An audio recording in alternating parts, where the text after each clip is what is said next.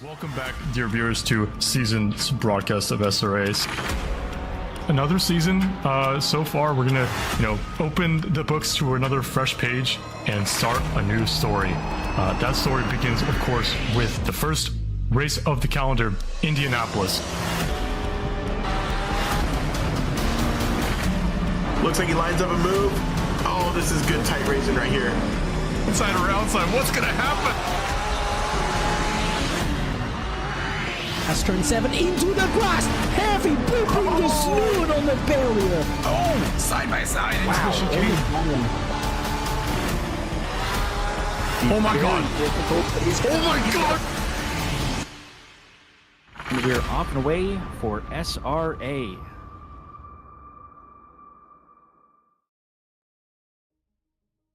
Whopper Wednesday, baby. Woo woo. I guess it's also D2. No, season 18. Welcome back, ladies and gentlemen. Okay, that was weird. Ladies and gentlemen, welcome back to season 18, division 2, round 5. We are racing at Donington Park. I am once again joined by my lovely friends here, Donovan, Colton, and Jack Krause. You guys are my friends. We talk a lot in the background, but yeah. We had dinner together on the beach. That's right. I mean, that's all it takes is one dinner and one dinner, one romantic walk on the shoreline. At Flagler Beach. Yeah. Good times. Watch some guys absolutely raid a sailboat suspiciously. That was crazy. Oh yeah, true. Yeah, that was crazy. Well, another thing that the three of us do together is commenting Division 2, and man, I'm excited for this week. We're marking the halfway point of the season. Raced at Monza wet last week, which brought a new maiden winner to SRA. Martin Smith taking the victory royale last week at Wet Monza with a newcomer in Sam Stott taking P2 and Mason Moffitt rounding out the podium in P3. But we are embarking on a new journey for this half of the season, going straight to the British countryside of Donington Park. But you may wonder, hey, is it going to rain this time? No. Despite, thinking, hey, we're in England, maybe it's probably raining. It's more often than not, it's going to be wet there. No, in fact, we're racing at a pretty toasty Donington Park today. It's going to be an interesting one. But we're going to segue immediately to the track map, because this is one to talk about for sure. Not the longest of tracks, only 2.5 miles, just under 4.02 kilometers, as this track is quite small, with 12 corners, and there's a mysterious 13th corner, which I'll talk about. Donovan, if you remember, we made a pretty funny reference to that a couple seasons ago. But Donington Park, located in Leicestershire, England, pretty iconic racing circuit. It's got a lot of history behind it. These corners all have a story to tell, and we will go through them. Sector 1, honestly, just is corner 1. Really, it's all downhill down to the old hairpin that is turn 4. As we approach turn 5, 6, and 7, very, very fast corners. Not really much braking until you hit turn 7 and turn 8 of Coppice, down into the Dunlop Straight into turn 9, the Fogarty S's. It's known as the chicane with the big tire bollard. You can see it on the screen right now behind the track map. Actually, that tire bollard will likely be gone more often than not come race time and quali. But yeah, we just segued pretty fast through the track map. But I did want to take a mention after we discussed Sector 3 here, the two hairpins, Melbourne hairpin and Goddard's onto the Wheatcross Straight, that this track is really easy to lose tire pressure and get those track limits at the chicane. So I do want to start a mini over-under game, the Kalshi bet with us commentators in this booth. How many drive-thrus are we going to see tonight from these drivers in D2? Oh, wow. How many were there in D2 or D1 yesterday? That's a good question. I was not paying attention because I was scared every single time going through it. I think there were like 3. So I don't know. I'm guessing. I'm going to guess 4. I'll go 5. And plus 1. There you go. So we got 4, 5. I'm gonna go 3. We'll round it out. I'm gonna say 3. But of course, we're not here to dilly dally about the suffering of the drivers on track. We're going to talk about the success that they've had. So moving on to the team standings, the driver standings. Boys, take it away. Yeah, and it's been a pretty interesting one so far. Mason Moffitt leading the charge with a pretty healthy lead. It's really close between Thomas Olhaus and Tyler Egley. Tyler not having a great race last week. There was a we do get a drop so not too bad. Filipinas Mueller there, and that's actually going to be something to talk about in a second here. But Martin Smith jumping up the order quite a bit with his win from last week. Mr. Arrive and Drive, Justin McKechnie, actually pretty good for somebody who only arrives and drives. Juan Caro, Michael Jeffries, that's a big talking point because he has new pedals and he has a very fast time on the hot lap leaderboard. So we should see him back up in the mix at the top. Pavel Kreska, Trey Morgan, and Sean Curcio leading the silvers. The silver, look how tight that is between Sean Curcio, Caleb Tenney, and Jess Osborne. Like that is so close. tight. Yeah, really, really close. So that's going to be, interesting to watch. We saw Jess in the Twitch chat saying "Wish me luck" today. So good luck, Jess. Yeah, and I think there was actually a change in points. I remember Jess was, I think he was either tied with Sean Curcio or leading. But after some penalties, everything changed. So, it's a long season. It's 8 rounds, but halfway through, it's still this close. Who knows how it's going to end up at the end of it, right? Anything can happen. Donington Park, obviously no stranger to some crazy events going on, especially on lap 1. Really easy to concertina up in the hairpins, but yeah, it's gonna be an interesting one. And looking back at the tail end of the standings, Jack, what anything to note here? Not too much. I see a lot of big names that have had some rougher starts to the season. Some other names that maybe weren't able to make races or had some life things that made them miss championships that are a little bit farther down. But nothing too crazy. GB3 missing. That's always that's a big sad one. That was sad, yeah. 0 points. I remember he did the first race at Suzuka, but didn't have the best of luck. Of course, Mercedes at Suzuka, if you know, not the easiest car to drive for sure. But yeah, not the best of seasons for GB3. But moving on to the team standings, what have we got? It's a pretty good season so far for the Nissan duo of Philip Mueller and Thomas Olhausen. They have a pretty significant lead over Mike Gino and Mason Moffitt, who has another significant lead over Trey Morgan and Pavel Kreska. So it's pretty spread out in the team championship. Philip and Thomas are looking really strong for this race, and they're in a very good car for Donington. So they are absolutely looking to extend that lead that they have, going into the second half of the season. So yeah, not nearly as tight. I mean, obviously it tightens up a bit behind the top 3, but for the top 3, it's pretty spread out for the team series. Yep, halfway through the season, and the gaps have already started to form. Obviously, Donovan mentioned that we have some pretty clear favorites to fight at the top, but I mean, anything is possible, as we mentioned with, maiden victors from last week. Martin Smith, of course, they're sitting in P5 in the team championship, so let's see if his teammate Matt Arden can do any sort of inroads to maybe put a little bit of a dent into that gap they have from P5 to P1. But I mean, they've just looked so strong all season long. And, the GTR, obviously no stranger to being an absolute monster in these races. Of course, we mentioned that Donington Park is going to be a hot one. I do want to go back to the season calendar. Just want to mention that next week we do have a bye week where United States is celebrating Memorial Day. So if you do observe that holiday, happy Memorial Day. Otherwise, we'll be back racing in an American track, how fitting, at Circuit of the Americas on the first week of June, already marking the halfway point, not through the season, but through the year. So summer is upon us. We're probably going to be racing in some pretty warm temps, if I had to guess. But this week, we're going to be at Donington Park in pretty warm temps. It's going to be something to look out for sure with the tires. As the drivers are populating the server, it took a little bit longer than normal, but we are here and ready to rumble. We got 40 cars. Honestly, I'm shocked that we have this many in D2. That's pretty good, yeah. Decent retention from D2 off of the first race was 58 cars, and then this is Donington too. Donington is not necessarily I don't know. It's I feel like not. This isn't like the most controversial track. I love Donington. I think it's a really fun track. Yeah, you're a GTR guy.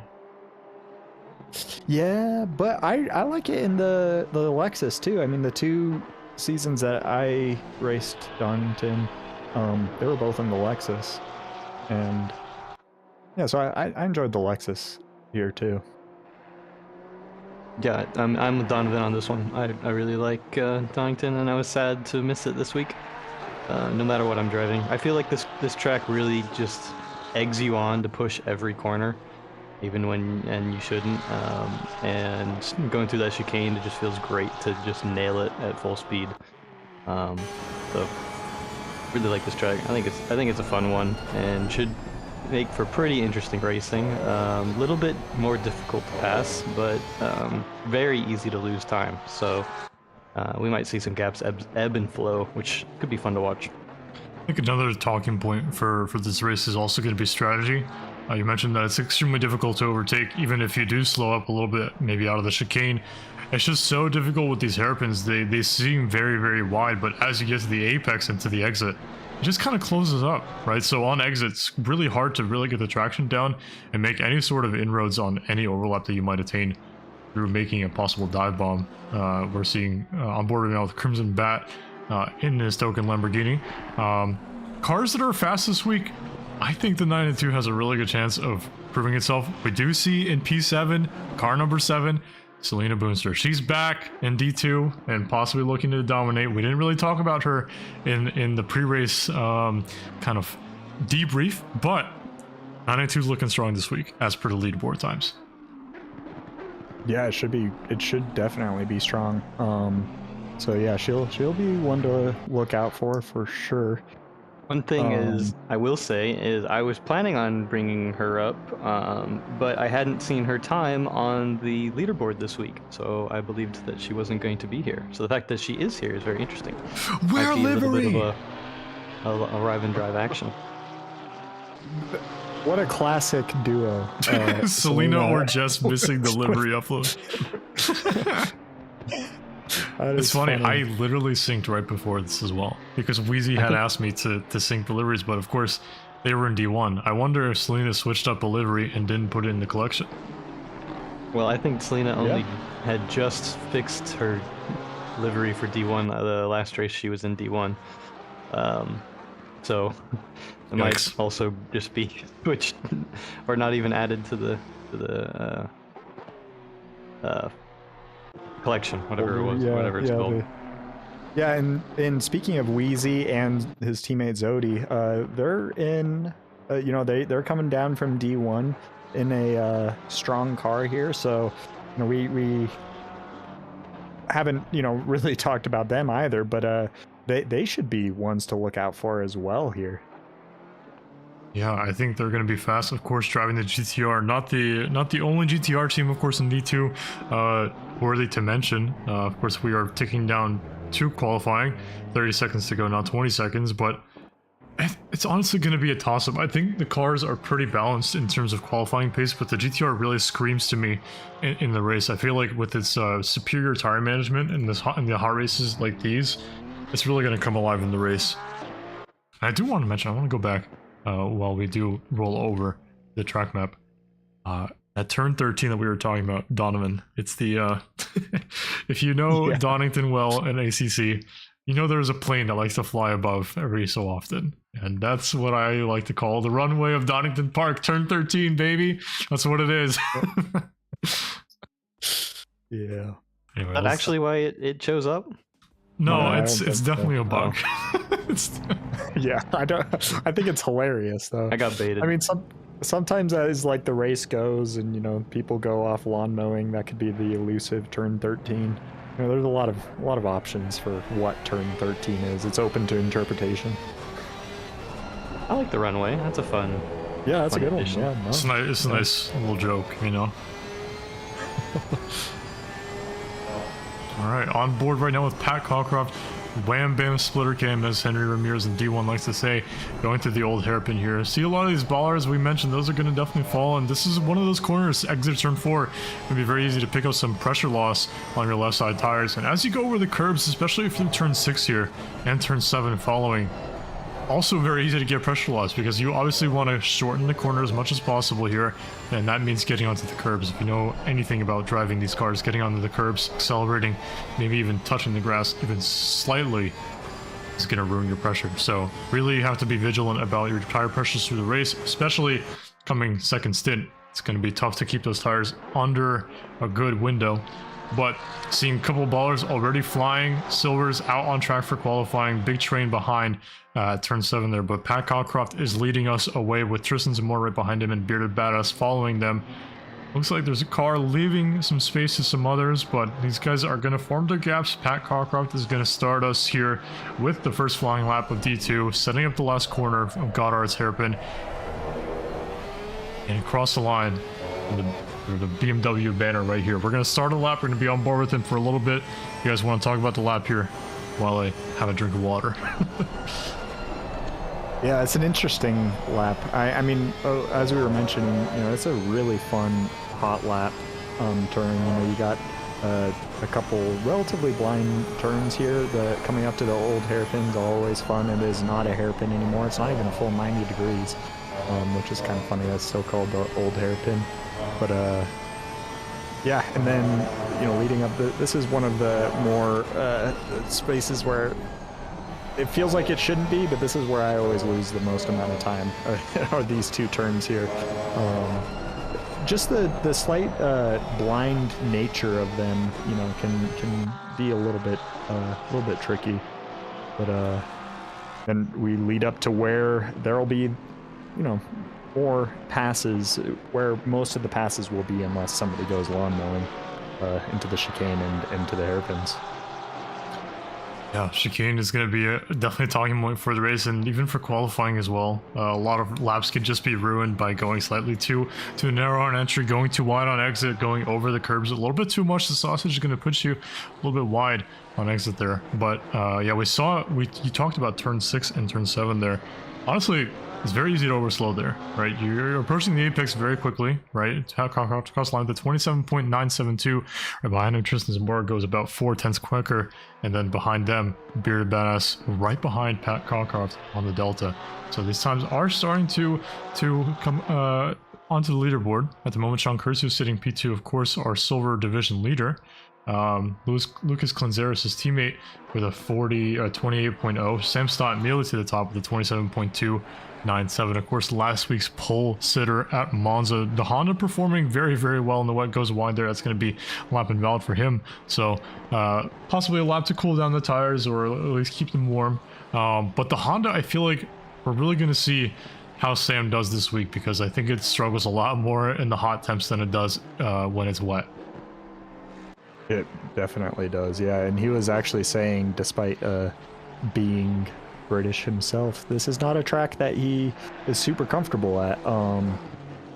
So, we'll see how. I mean, so far, it's a pretty good banker lap. I feel like this is, I know I've got skill issue in qualifying sometimes, but this can't be a difficult track for qualifying with those track limits.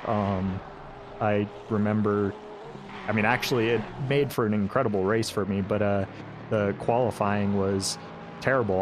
My banker lap ended up being the only valid lap I put in.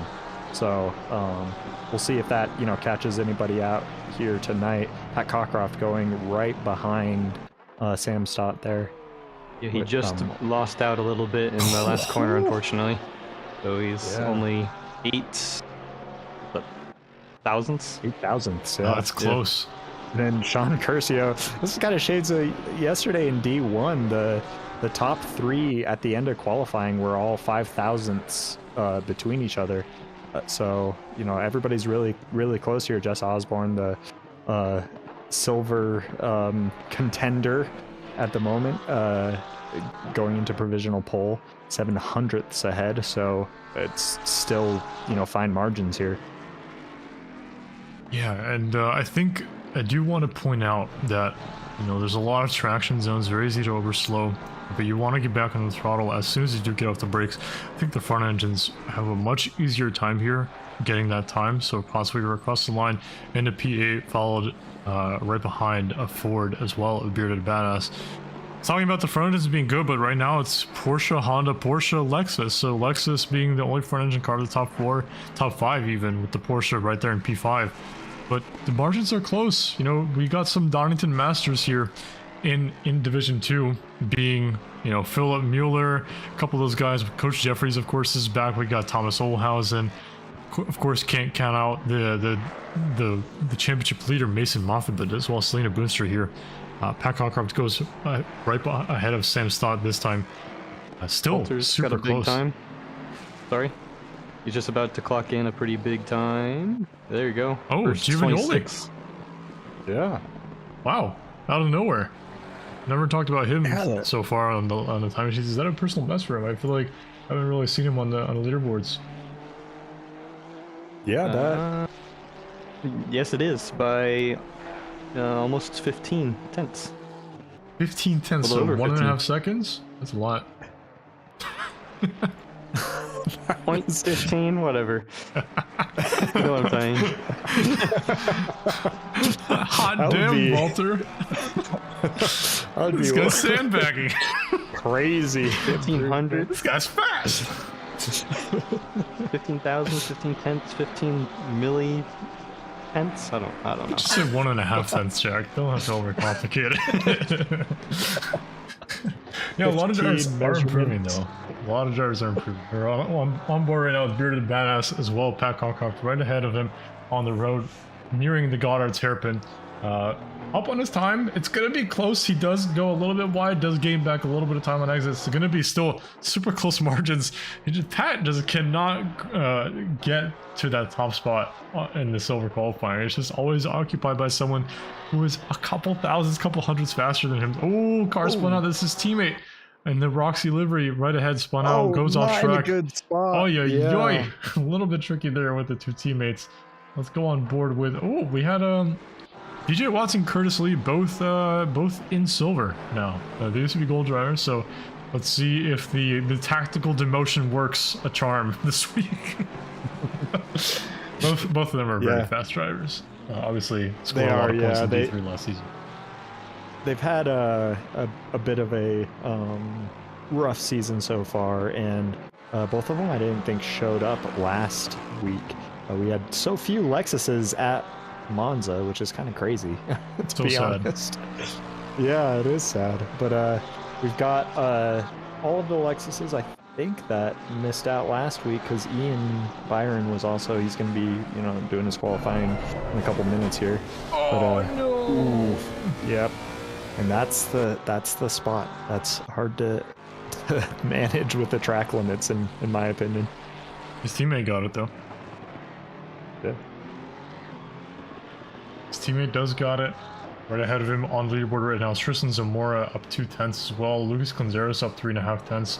A lot of drivers not improving. Bearded Badass goes to P3, Sam Stott in P4. Last week's pole sitter about just shy of 2 tenths under the speed. Oh, Clanzeros a little bit wide there all his time. Gaining back a little bit, but he just goes a little bit wide. Not improving any spots on the leaderboard at the moment. Curtis Lee looks to have gone off on his lap somewhere about 9 seconds off his delta. Jackson Thomas up a lot on this time. Whoa, delta's fluctuating a little bit there. More than I was prepared for. Went from half a second to a full second, but then reset back to half a second. So not sure what's going on there, but he is up 7.5 tenths, climbing up to 8 tenths as he exits the hairpin here, approaching the Goddard's hairpin onto the Wheatley straight. Going to be a very nice improvement for the Ferrari driver. Let's see where this time is going to put him. Gets a good exit. It's going to be 9.5 tenths improvement all the way up from P17 to P8. So big improvement, tied on the time with Tristan Zamora in P7. So look how close it is from, honestly, from P4 to P9. Yeah, I mean, it's a That's whole tenth. insane. Yeah, I mean, yeah, really close. And this is, a slightly shorter track, so, inherently that's going to happen. But there's a lot of difficult turns. So, ooh, what Hello. is going on here? D2 having D2 problems. Yeah. Nice. Yeah. Very cool. It's always I D2, love isn't that, it? though. It is. I swear. It's better to happen in qualifying than the race. So hopefully, server could just get it out of its system. Well, one thing interesting to note is Sean Curcio was on a bit of a banger lap as soon as that happened, and he lost most of his time. He does move up to P4.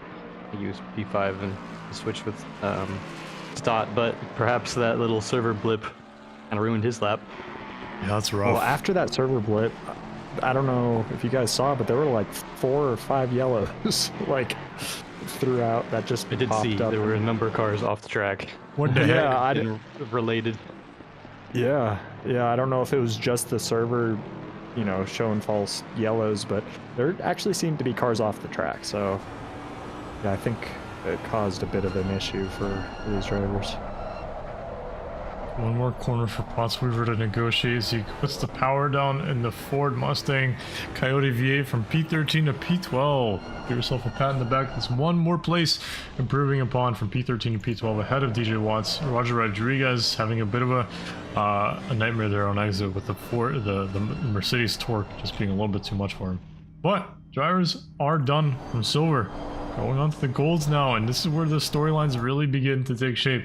Because, of course, on board Philip Mueller, one of the faster drivers this week, along with his teammate, Thomas Olhausen, who was a winner this season at Laguna Seca, had a pretty entertaining race from his end, or from our end. Last week, maybe not from his end, a lot of battling, not what you want to see when you're trying to survive in the wet at Monza specifically. But we are, of course, it's a new week, it's a new day, it's Whopper Wednesday, we're back to hot lapping on a dry track, so I imagine Thomas Olhausen is going to be up there. I was wondering when the Whopper Wednesday was going to come back. Oh, don't worry, I got a couple more up the chamber. But yeah, both Philip and Thomas had rough qualifyings last week, but really strong races and made up a lot of positions throughout the race. Thomas especially had a perfect strategy, and he's had that a couple times this season where I mean, Laguna was one of them. He qualified, I think, P7 and was able to win that race, if I recall correctly. But yeah, but they're looking real quick on the hot lap leaderboard. This is the man that's at the top of it. However, it is tied with Coach Jeffries. They have the exact same time. They got the same time? Yeah. I'm checking that out. I need to fact check this. Same time, These but last very attack. different Sector 2s and Sector 3s, showcasing the highlight of the strengths of the BMW versus the GTR. That's crazy. Yeah. That's crazy. Yeah, it's pretty cool. And Crimson cool, Bat's but right yeah. behind them by three 300s. Yeah. It's gonna be close. I feel like Mason Moffitt down in 6th on the hot lap leaderboard. So, I mean, listen, he's got quite a gap in the championship. Mike Gino right ahead of Philip Mueller on their banker laps. But could this be one of those races for Mason where he just needs to put in a good enough result that'll... Okay, well, I say he puts it immediately on provisional pole already ahead of the Silvers, just showing his utter domination that he's been displaying this season. Yeah, I was going to say maybe he just needs to lay back a little bit, make sure he doesn't get a drive-through or any insane pressure loss so he doesn't get overtaken, but the man just puts it on provisional pole immediately. Yeah, that's a solid banker. Yeah, you think he's 3/10 clear of his next gold rival. Yeah. Wow. Yeah. I would just say can't I'm get over shocked, how but I'm close really it is, not. though. No, I'm not shocked either because I mean he's leading the championship by a solid amount. He had quite epic battles with Coach Jeffries here in the first couple races. So you know, Jeffries braking his pedals. No pun intended because it was his brake pedal. And yeah, fortunately, he has new pedals and he's looking quick. So yeah, right now with his banker setting P19, but that's going to come down significantly already. This one's going to be a massive jump up here. Dare I say the provisional pole? I know, yeah. Oh, yeah. it's teetering. It's teetering. Oh, yep. 5,000. There it is. Dude, 5,000. wasn't that the gap in D1 or was it 3,000s? It was 3,000s to P2. It was 5,000s to P3. Jesus. So Man. yeah, it was Deja really vu close. out here. Yeah. Or PTSD, depending on who you ask. Oh my god! Yeah. All right. Well, it's all kicked off here. Qualifying is probably going to be the main show of the evening, I feel like, with the lack of overtaking that we might see this week. Kind of reminiscent of Monaco, but this one has of course, more grass and gravel and runoffs as opposed to the Principality of Monaco, that is, and it doesn't have walls, this one. So there you go. If you go off onto the grass, GG, good luck. We got to look at Philip. He was 7/10 up, but I think he's reached some traffic, or at least, oh, did he? No, he didn't back off at all. Yeah, he's getting kind of close to Mike Gino. He's not quite as close as it appeared for me, but he was 7/10 up at one point at about turn 7, so about halfway through sector 2. Either way, he is still on a solid improvement. It's about 6/10 right now. Is losing maybe a tiny bit here. No, he's gaining some. Oh, he this got will it. be. He got it. This will be an easy provisional poll. Boom shakalaka. Whopper Wednesday to the top. You got another one in. I'm trying too hard at this point. Yeah. Look. Let's see who else. Thomas Olhausen in P11 also improving, and of course Lena Boonster improving, just starting her lap as well. Coach Jeffries is improving, just started his lap as well. Crimson Bat, of course, off the line, improving as well. A lot of even deltas at the moment. Let's get on board with one of our returning to D2 drivers. Let's get on with Michael McWeederson, Wheezy, one of the head stewards of SRA, of course, returning to D2. I was in D2 last season with a very controversial championship. Of course, he's the one who started the hashtag that was trending on Twitter, heard across the world, hashtag not my champ, of course, referring to Bailey Kish in that certain moment. Martin Smith, last week's race winner, sitting in P2 now, the Audi. Quite surprised. I do want to say, I feel like Martin Smith is going to struggle a lot more this week than last week. The Audi is very prone to cooking its rear tires, and at a track like this where you're getting pressure loss left and right, and you're also racing on the surface of the sun relative to typical Great Britain weather terms, then I feel like the Audi might be a victim of tire graining. I think it will be. Yeah, I think it's going to be hard on its tires in the race. So yeah, he's going to want every position he could get in qualifying, because as we mentioned, it is a difficult track to pass at. But yeah, he's got a handful ahead of him with that tire wear for sure. Mike Gino, first time in the top 6 in qualifying this season. Let's go. I'm happy for the man. He's my fantasy driver. First round pick. Regrettably.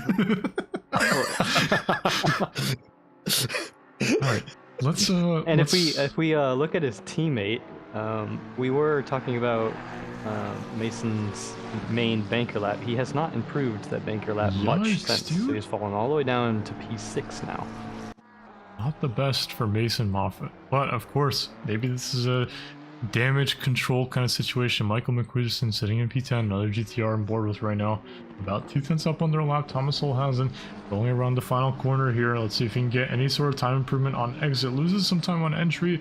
It's not going to improve there, but he does put himself ahead of Mike Gino, right behind Mason Moffat. He's got enough time for 2 more laps. Mike Gino is actually improving by a bit, but it looks like maybe it went a bit deep into the braking zone.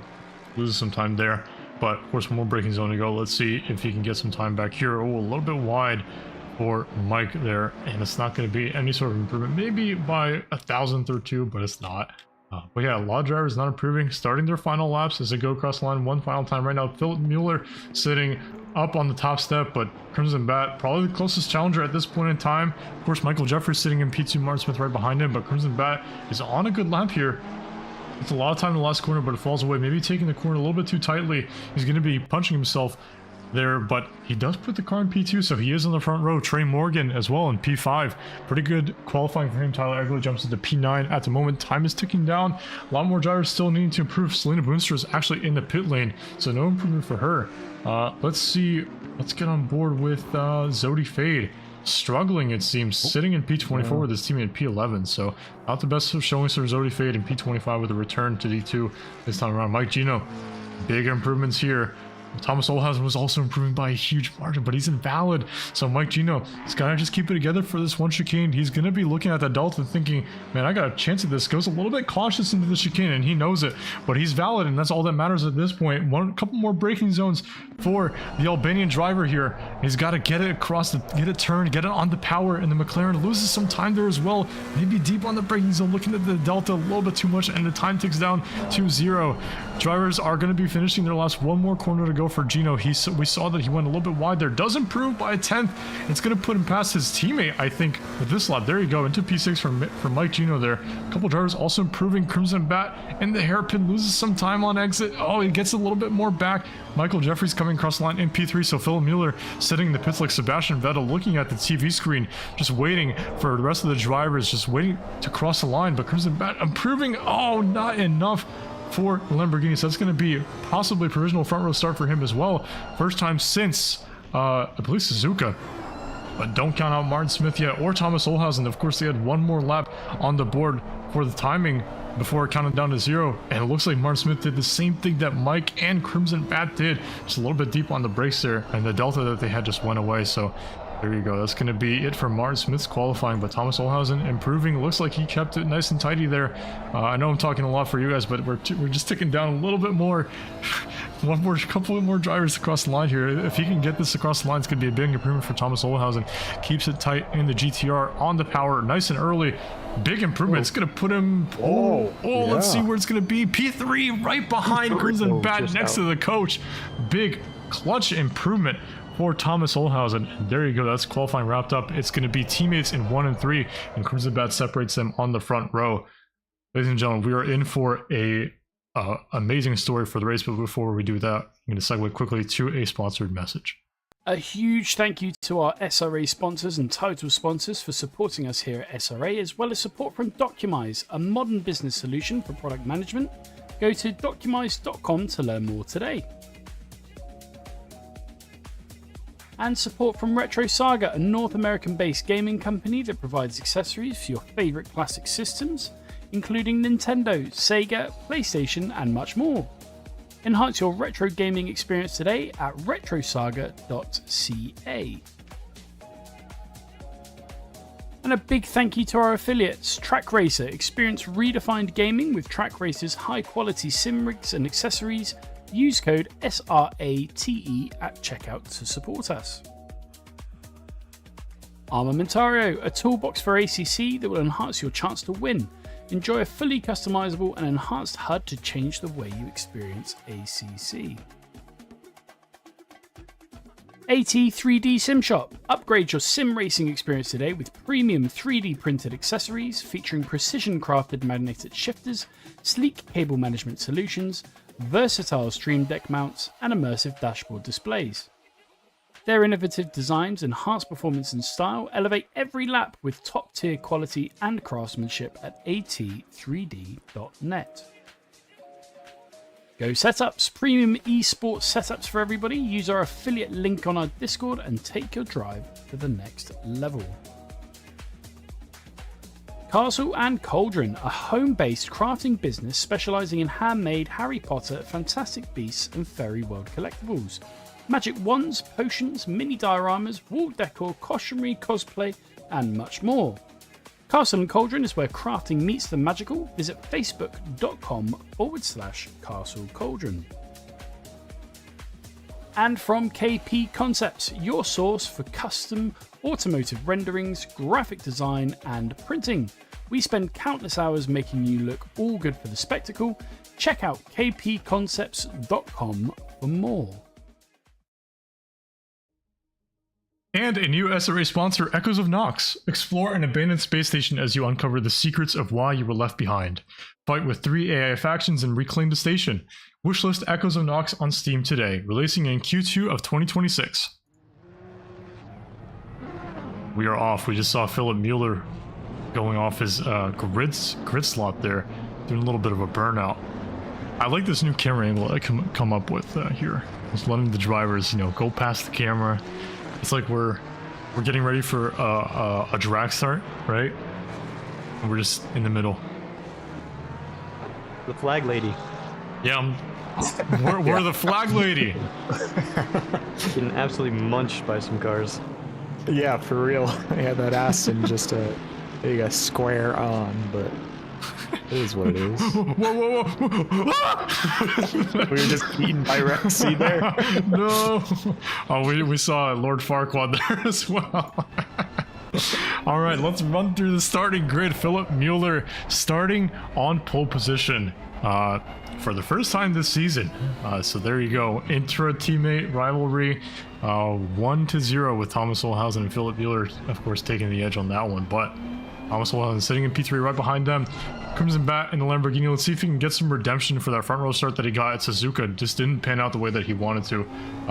Going on to Thomas Olhausen, of course, we mentioned him, race winner this season. Let's see if he can get another podium to pursue his championship interest in the drivers. Of course, the team doing pretty well so far.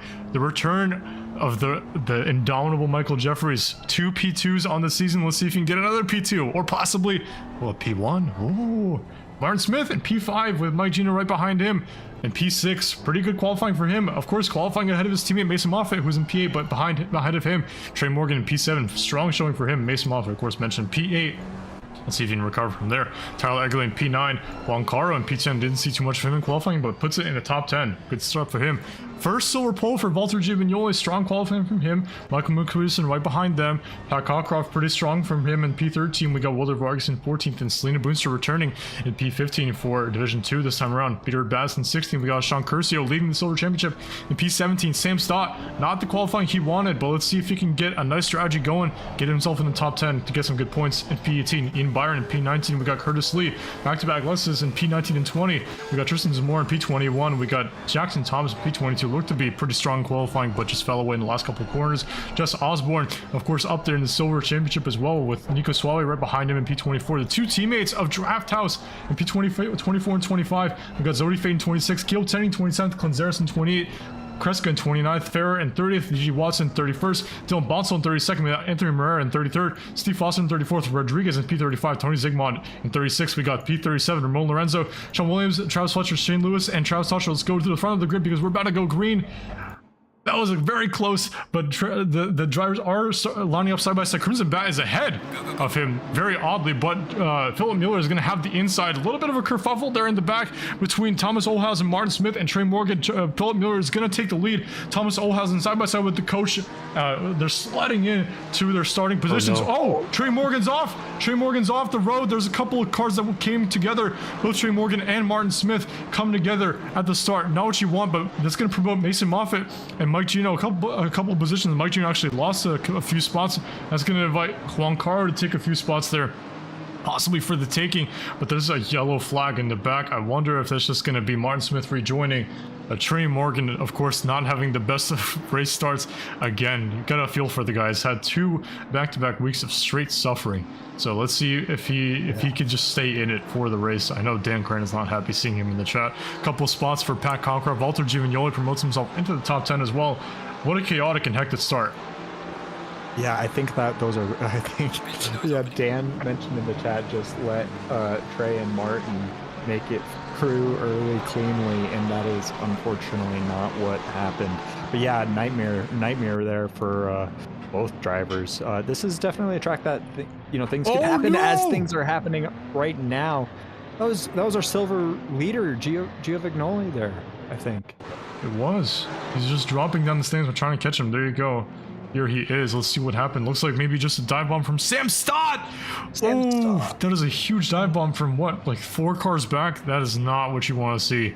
And he does keep the spot. So Sam Stott is actually leading the silver lead now from what, 18th? Crikey. Yeah. Not like this though. Yeah, that was not the way you want to do that. Yeah, he's up 9 positions right now. How many he gained via dive and self-assist or assisted braking is to be seen, but he is ahead. Forza Horizon AI abuse. Yeah. Oh, there's the Horizon mention. The AI like it. It's not a Oh no, we have. Yeah, we have 223. Is that? That's Jackson Thomas. Yeah, have another really old good... hairpin strikes again. Wow. Was there contact? There must have been, but the replay just missed it. I feel like there had to have been contact there. Man, another driver that had a fantastic qualifying. Not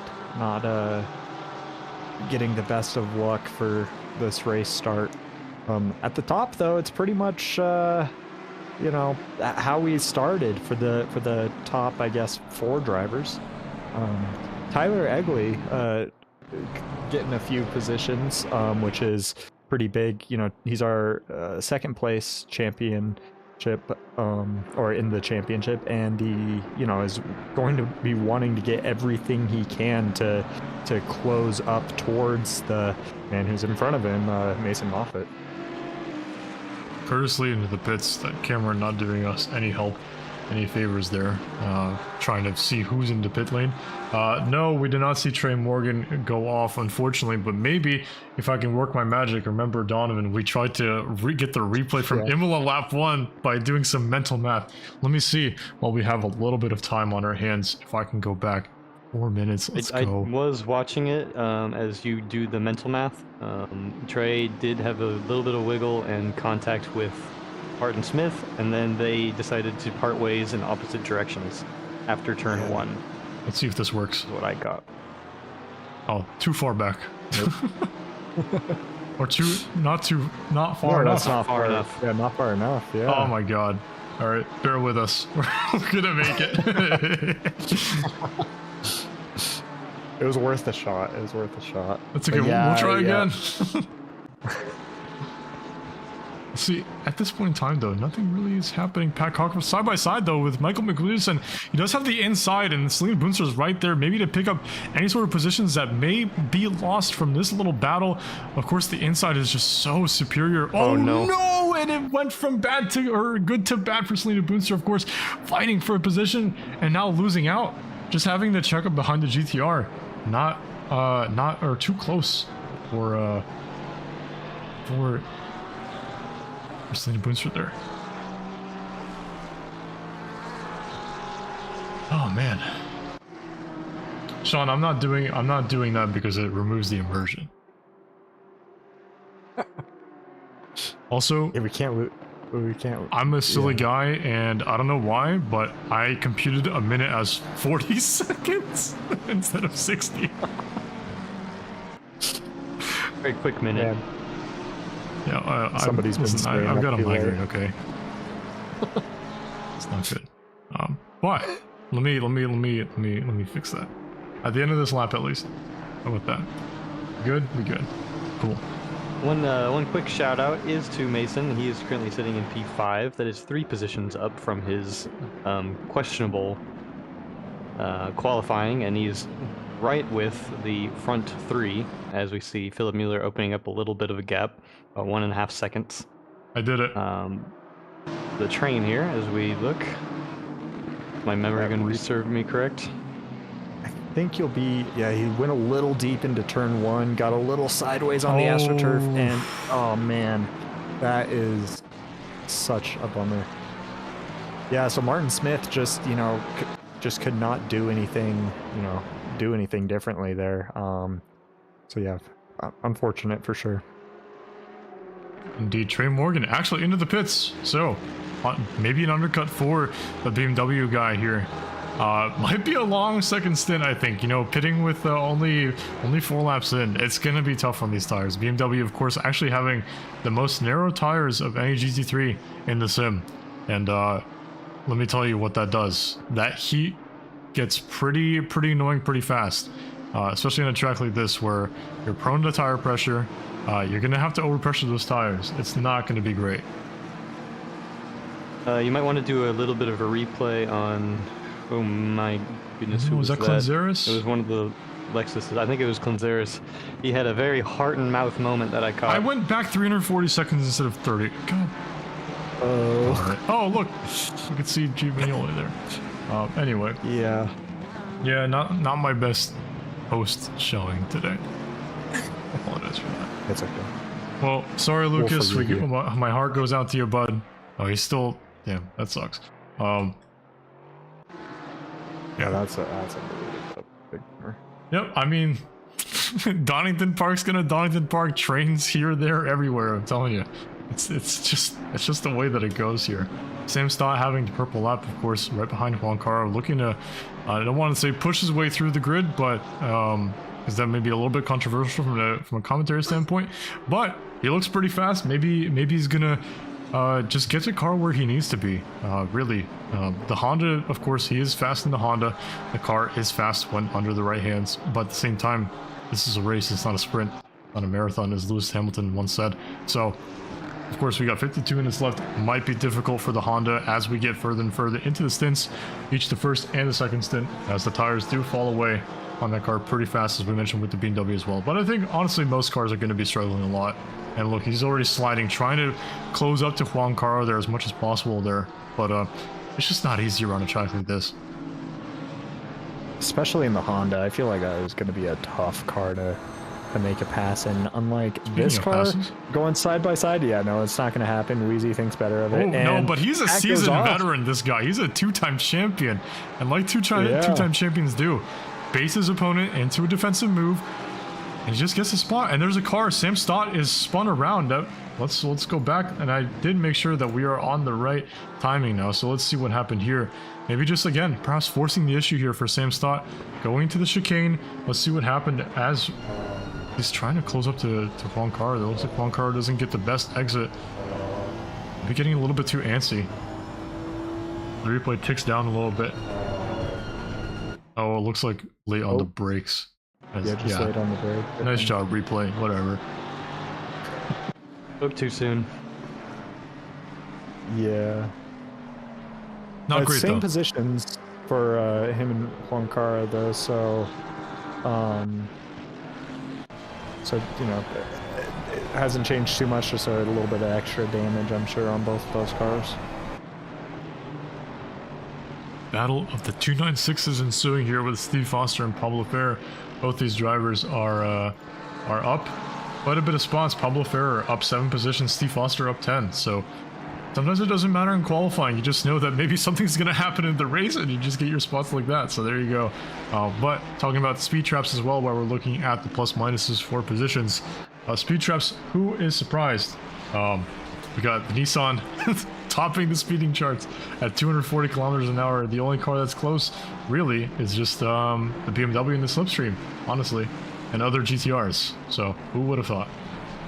Yeah, and the Lexus, I guess. The Lexus is 2 kph down, but that's, you know, the GTR is fast when the Lexuses are 2 kph down than the Nissans. That's interesting. Speaking of overtaking, though, Jess Osborne was able to get it done on DJ Watts there up the inside at the first hairpin. And just like that, I mean, oh, wow, that's a surprising one. Nico Suave taking the fastest lap of the race. Where has he been all season? We haven't talked about Nico much. He had a bit of a eventful Suzuka race, I remember, but yeah, put in a good time. I know he's going to be looking forward to the next race because he loves Coda. That is, if I recall correctly, his best track and his favorite track. So, who doesn't love Coda? If you say I don't love Coda, I'm gonna find you. Jack doesn't love Coda. No comment. You're on thin ice, Jack. I personally love Coda. But... Yeah, we have a picture there together, Donovan. I think for next round we should switch our pictures to just us two, since Jack clearly doesn't like Coda.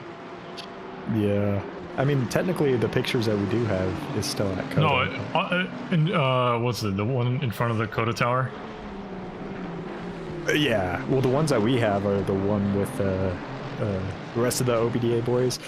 People like Zodi Fade, who's on screen, was behind the camera, but True, actually, yeah, Zodi and Wheezy were behind the camera as well. Yeah. There's a couple of the Vanquish guys as well. Quick shout outs to those folk. Very nice people, very lovely people. Saw a move there for Ian Byron, actually gaining a spot. Selena Booster just losing out again, who I would say losing out, but she does have overlap on Bearded Badass here into turn 1, and I think the inside is just quite superior here. Nico Suave closing up, looks pretty rapid, but Crimson Bat actually taking the purple lap after Nico Suave held it for a lap. Looks like he's closing up a little bit more. Interesting. Sorry, the purple lap was pretty interesting because he was holding up Olhausen, Jeffries, and Moffitt for a little bit, but now it's starting to pull away, and Mason has began to fall off a little bit from Michael as he is right on Thomas Olhausen right now. Oh, there you go. Nice overtake for Nico Suave. Looks like Bearded Badass just went a little bit wide at the old hairpin and was able to collect the spilled Oh, crumbs, cookie crumbs, maybe. I'm just trying to think of like random analogies. Looks like crumbs. Philip or Thomas Olhausen had a bit of a mistake. Or yeah, Michael Jeffries is putting the pressure on Thomas Olhausen and Ian Byron side by side again with Jess Osborne. So it's looking like a tumultuous battle here between the Porsche and the Lexus, two cars that have you know, that are quite strong here, but one car is good in the straights, the other car is good pretty much everywhere else. Were those flashes that I saw from Jess? I don't know. Yeah. Oh man, it looks like there's some lag too. I don't know which side that's on, but that could, if you're this close to drivers, that can make things really difficult and annoying. But because look at it, I mean, these three are just glued together right now, and Nico Suave and Bearded Badass behind, you know, not far off as well. Guess who just got the purple lap? Ah, look at this guy, he's back. Look at him go. It's my fantasy Finally driver. figuring out the Never a McLaren. doubt in mind. Oh boy. Hold up. Hold the phone. Have we got some content for you lot? A bit of an accident here, turn one. Man, like- you're just checking all the boxes, aren't you? I got more. Oh, just laid on the brakes. Oh, do you even know it? He did not That is an deserve ugly it. one. Yeah, he Look has who had took the purple worst lap. luck. Martin Smith? Oh, he pitted. Martin That makes Smith. sense. Oh, he pitted. Yeah. Ah. Which that, you know, man, it is still a huge shame. Our race winner from last week, but the early pit stops, you know, can, you know, do very well here, as we've mentioned many times, and as we could see, it is a difficult track to make a pass on, unless you're in maybe the Nissan or Lexus. We just saw Anthony Moreira make a move, so take that, Donovan. Yeah. Hey, hello. Well, and that's my fantasy driver I'll too. eat my so I words should, on that one. Like a Whopper on Yeah. Whopper Wednesday. Yeah, there you go. Oh wow. I got another one in. I know Ryan's gonna love that one. Yeah. I think he's karting right now, though. So he's not even gonna hear it. It's a lost cause, man. Yeah. What am I even doing this for? We do have in the chat is Joel saying Lexus. He said. Well, the yeah, we word. said the word, and all of a sudden it's like, you know, you say Bloody Mary 3 times in front of a mirror, it just spawns. say Lexus, and Joel just. Lexus on a D2 stream. Ah, yeah. Well, okay, I do wanted to mention. I want to remember. This is the wing camera. That's right. Changing my camera presets. The BMW has just been following Thomas Olhausen for the last, 16 minutes at this point. I know Joel is very, very keen on the Lexus and just loves following that car so much. GTR is basically the same thing, but it's good on the brakes. It's worse here. I think it's worse here because it's better on braking, in my opinion, and it is insane out of the hairpins. So anything that you Oh no! little bit he's gonna pull off to the side. I think let it was a bit of an by. early turn-in, to be honest. For Selena on the outside there. Well done from Ian there to minimize the time loss there. That is difficult to let somebody by when it's so close, you know, when cars are so close to each other, but yeah. One person we are missing from this group is Jess. He has pitted, so that's another early pitter that'll be interesting to see how that strategy pulls out. Nice. And right behind Martin Smith, who was pitted from, I want to say, towards the back, of course, rejoining off the track on lap 1, pretty far down the field, but having the fastest lap, having that clear air, was able to get some time back. Wilder Vargas looks like into the gravel for him. Let's see what happened here. Oh, Zodi fade. Zodi fade. Whopper Wednesday into the back of the 296. Oh my goodness. Yikes. Hey, wait, look, his livery works. Let's go. Yeah, that's true. Yeah. Honestly, that biggest W of today.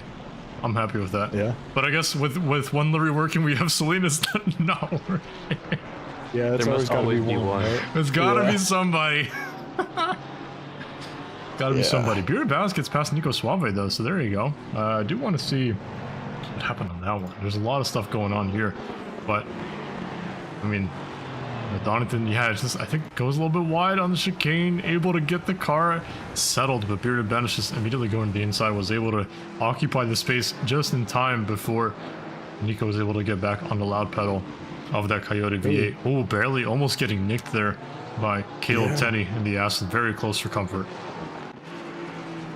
Sam Stott is off currently. Yeah. Bro, did Honda get Honda'd? This may be a Honda through the old chicane. Oh, I'm familiar with that move. The 991 also does that. Yikes. Nice view of the back of the Acura. Yeah, there. that's sponsor right there. Yeah. That's great. That's a good ad placement there. Yeah. All right, let's reconvene with Martin Smith, because this guy has been, of course, on a bit of a tear. You know, posting good laps after good laps. Jess Osborne pretty close to him on his last lap, both separated by about 0.04 of a second. So Martin Smith gonna be feeling the pain of these tires sooner than later. But question is, of course, we already know how hard it is to pass here. Where is it gonna put him relative to everybody else? Where Sean Curcio is ahead, about 1.7 seconds, and we saw him, I think, on the fringes of the top 10, if I'm not mistaken. So pretty solid recovery for him. Maybe another kerfuffle here. Yeah, a couple of cars. Befuddled. Cars have become There's a kerfuffled. gaggle of cars. Yeah. See what I happened don't here. know what. I guess everyone is checking up behind Sam Stott, because Sam's tires after that spin are gonna be toasty. They're gonna be pretty bad. Yeah. So I wonder what happened here. It's still on the replay for a couple of seconds, but looks like Anthony Morera. Oh, it looks like Wilder Vargas. Wow, that is a cent and a half. Good job from Anthony Morera avoiding that one.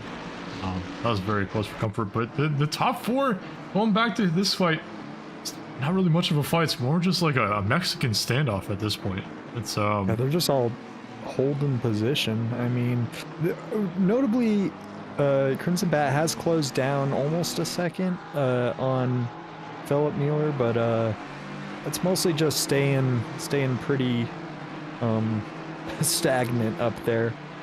Caleb Tenney looking at Nico Suave at the moment. His two championship rivals have already pit. That it being Sean Curcio and Jess Osborne. So we'll see what happens there with the strategy, but the first to blink from the top 10, Mason Moffitt into the pits. Wonder if this is going to set anybody off. I don't think so. I don't think his gap was quite far back to Tyler Egerle, I believe. Maybe he was right on him. I don't remember, but I don't think anyone from the top four is really going to think too much of that one. Just because I think their tires are going to be better. You know, both Nissans obviously pretty solid. Well, it looks to be a yellow flag towards the back there with Travis Totcher. Let's see what happened here while we're catching it real quick. Just cooked it on the brakes. Absolutely obliterates Mustang SIG SVG there. And pulling over as a sign of, hey, I'm sorry. And I imagine SIG is probably saying a couple of other words at the same time. Yeah, he's probably saying some really nice really nice things. words. Thank you for apologizing. Let's continue on with our race. Let's have a nice race. Oh, yeah. Sure. Yep. Knowing Sig, that's definitely what he was saying. What's that supposed to mean? Sig has had a few moments in the booth. If he, obviously a commentator for a long while at this point. Always has some kind of funny quips going on, but memorable moments as well. Funny dude. Yeah, he's a good guy. All right. Well, nearing the halfway point of the race. Oh my God! Chicane. Man, What happened this here? is Side by side, DJ Watts and Anthony Morera. Takes two to tango in the chicane. It looks like just not enough space, and Wilder Vargas bonks through. I think that was DJ Watts through Anthony Morera. So, not the out. Oh, my mic is back. Whoa. Nice. that was interesting. Oh, Crimson Bet's losing out to not just Philip Mueller here, Thomas Oldhausen. Philip Mueller actually from the top two, last lap, top 4 was the fastest, of course having the clear air, but his best lap, not really scratching anything. Oh, Crimson Bat has a mistake. Whoa. Thomas Olhausen has to pick a side to go. Crimson Bat lets it go on the inside. Thomas Olhausen, is he going to dart to the inside? No, Crimson Bat's going to occupy that line. And it's going to force Thomas Olhausen to be a little bit tight. Coach Jeffrey's going to take the inside. Going to say, I'll take that. Thank you very much. Thomas Olhausen positioning for the inside, but it's going to think about it. He's still thinking about it. Coach Jeffries is quite lenient with giving him room there. And it's just going to be a position given up because the inside is just so superior there. So no position change, but so much better for Philip Mueller there, not having to worry about these cars behind fighting. And I mean, big squabble there, but nothing to write home about in terms of position swaps. I was so close to a through goes Jeffries. Yeah, I know. I had it. You know, I had it. English. Oh my god. You had it. I had He it. had it. That's all he needs. He had it. Rad. I had it charged up with a Whopper Wednesday. Oh, they're so close though.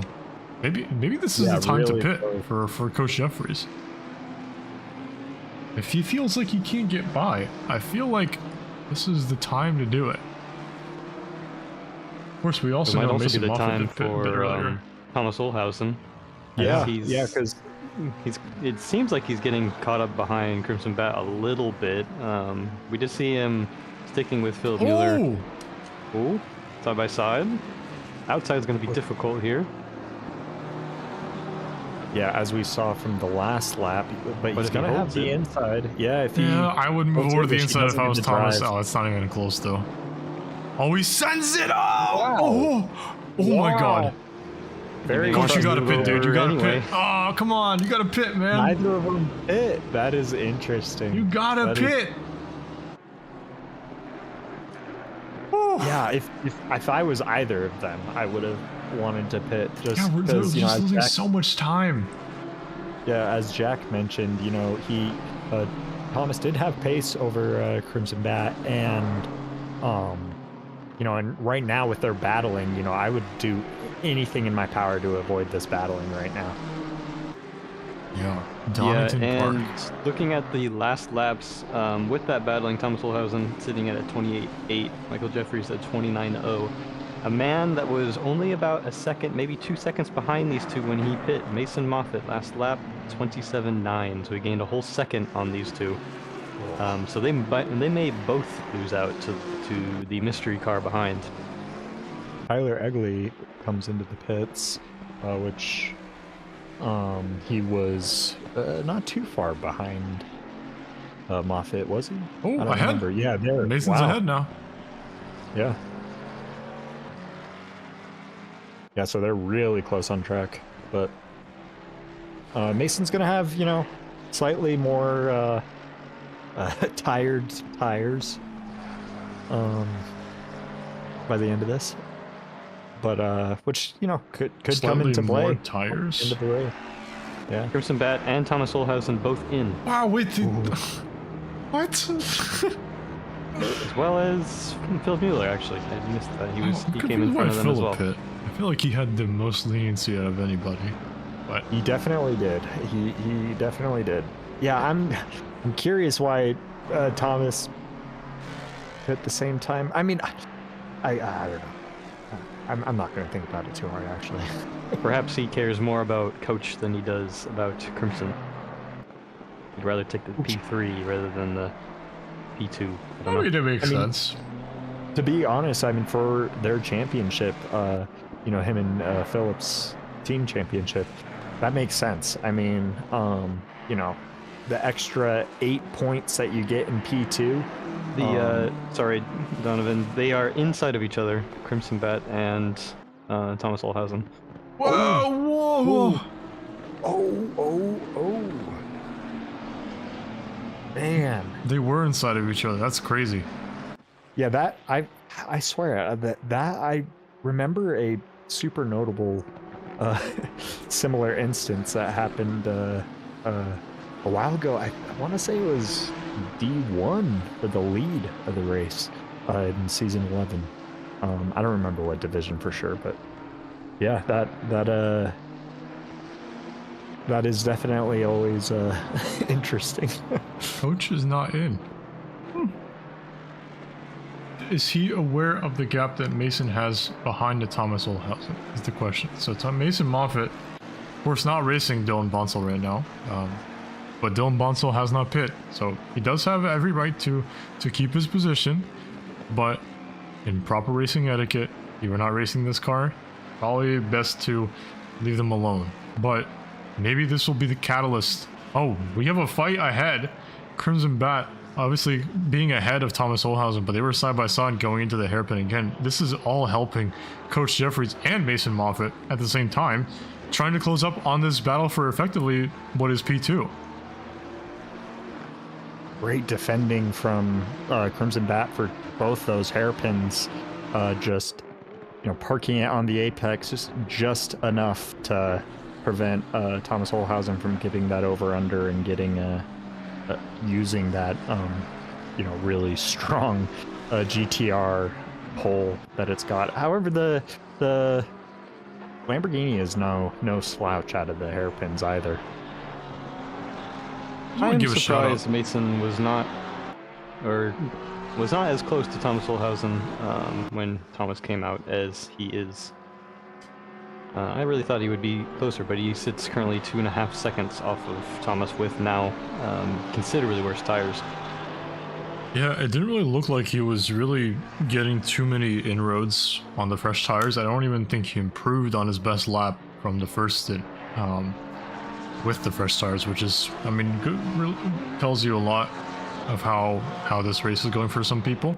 But Martin Smith, I just want to give a shout out to him, of course, getting into that lap 1 incident with Trey Morgan, and he's in P11, so undercut has worked pretty strong way for Martin Smith so far. We just ticked over the 30-minute mark.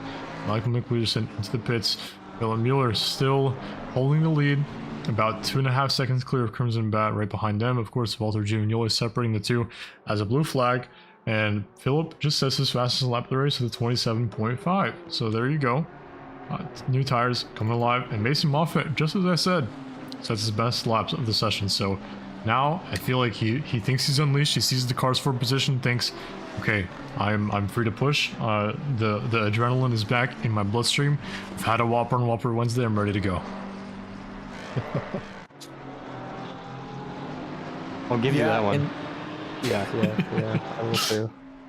And looking at Jeffrey's lap times, like his lap, he just came across the line. Yeah, he did 2:27.6s.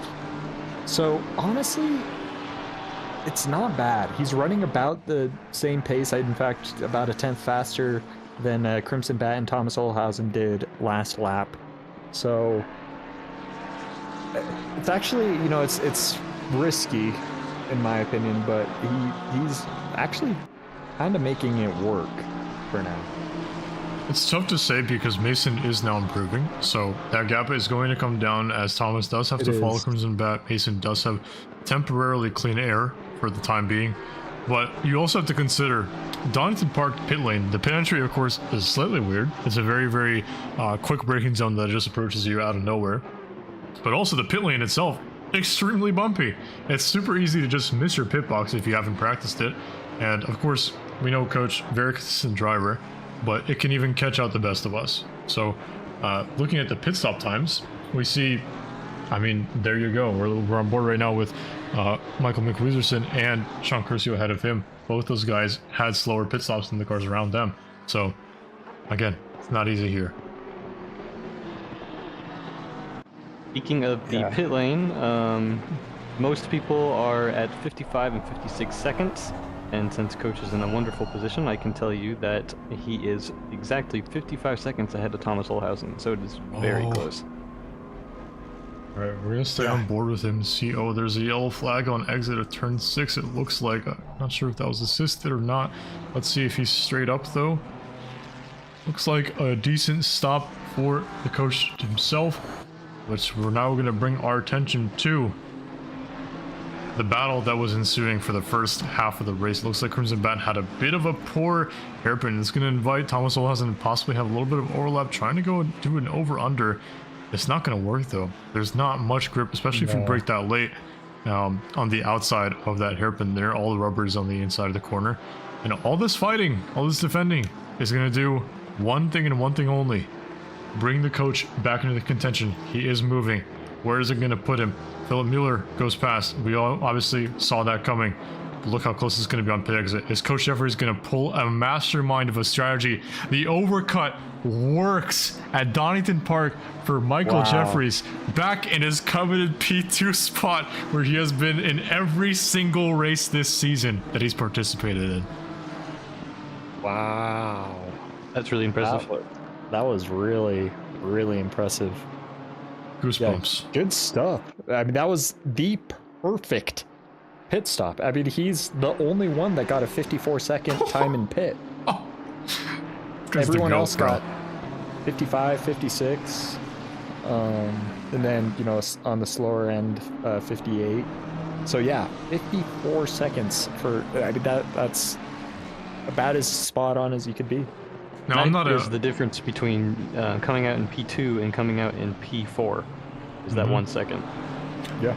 I'm no betting man, but if I was, I would put a lot of trust and belief, even though Philip Mueller just put the fastest lap of a 27.0, that Michael Jeffries on these fresh tires can put in a little bit of a dent on this gap to P1. Yeah. You definitely can put in a dent. I mean, getting past would be a whole nother thing, but it looks like his pedals are working. His new pedals, he's getting used to them. So I think I gotta get those too. I have P1000s, which is the pedals that he had that broke, and I didn't win last night, so that's clearly the problem. Yeah. Oh, we gotta fight. Do we know what kind of pedals he got this time? Oh, I do. VRS Pro pedals, I believe. Oh, okay. Which are widely regarded as probably the best bang for your buck, like mid to high end levels, or high end pedals. Yeah, Yellow Flags, we did see, I believe it was Wilder Vargas colliding with somebody. I believe it was Tatro. Or not, it must have been Jackson Thomas. Yeah, both of them are invalid. Yeah, 296 is not having the best of races. Of course, we know Walter Giovignoli, that car looks pretty beat up. Was leading the Silvers. Yeah, him and Jackson Thomas both having way better qualifyings than they've had all season, and yeah, it's been a bummer, a race to forget for them for sure. Yeah, absolutely. And it looks like now Martin Smith's tire offset to every other car around him is going to be biting him back as Selena Brewster is able to get past him down now into P11. Of course, very action-packed race for Selena, up 4 spots from where she started, but I think as we all saw earlier on, possibly could have been a lot better. A lot of fighting going on in the early stages, some shenaniganry going on in the hairpins here with multiple cars. But talking about the biggest movers this race so far, we have Caleb Tenney up 12 spots, Shane Lewis up 13 spots, we have Potts Weaver up 11 spots, and a lot of cars losing a lot of spots. Of course, Trey Morgan lost a lot of positions. Martin Smith, though sitting in a pretty good spot points wise, lost 7 spots, possibly could have been a lot higher up in the race. But Tyler Egley, Mason Moffitt sitting top 5 and top 6 respectively, up 3 spots each, and Mike Gino down to the 7th. So good team points haul so far for Mason and Mike Gino if they want to do anything to this dominant pairing that is Philip Mueller and Thomas Olhausen sitting in P1 and 4 right now. Yeah, Philip Mueller. That gap has not come down at all. In fact, it's actually widened to Michael Jeffries. How much did you bet, Anton? I didn't bet anything. I just said a lot. I said maybe I'll bet a Whopper. You want a Whopper? A Whopper on Whopper Wednesday? Is it a fresh Whopper? I don't know. Depends. At this point? I suspect they probably make them first thing in the morning, and it's definitely not first thing in the morning right now. Depends where you are in the world. Yeah, I was gonna say, but I mean, where it's not is probably not Whopper Wednesday anymore. No! This is so sad. Oh, we got a fight here. Hello. Zodi Fade up the inside of Sam Stott here, but Sam Stott was able to get the power down in the Honda. Two cars. Oh, a little bit of bumping on exit there. Zodi Fade just trying to turn in. Sam Stott says, no thank you. It's my spot. My spot only, defending for P19 with his life there. I don't think Zodi's going to like that very much, though. I don't think so either. Possible revenge dive bomb? Probably not. Probably not, no. Selena Booster gets past Lucas Clanzeris. Looks like Lucas just had a little bit of a rough turn one there exit. And even though he's in the Lexus, I think that's good Sean exit is king here. 992 gets around just as well. And it's also going to Curcio. Yeah, it is Sean Curcio. Yeah, and that is Clanzeris. My bad. Well, I mean, they are teammates. They're the same livery, so. But and that is pretty significant. You know, he did pit quite early. His stint, he's 36 minutes on these tires, so yikes. He pit very early.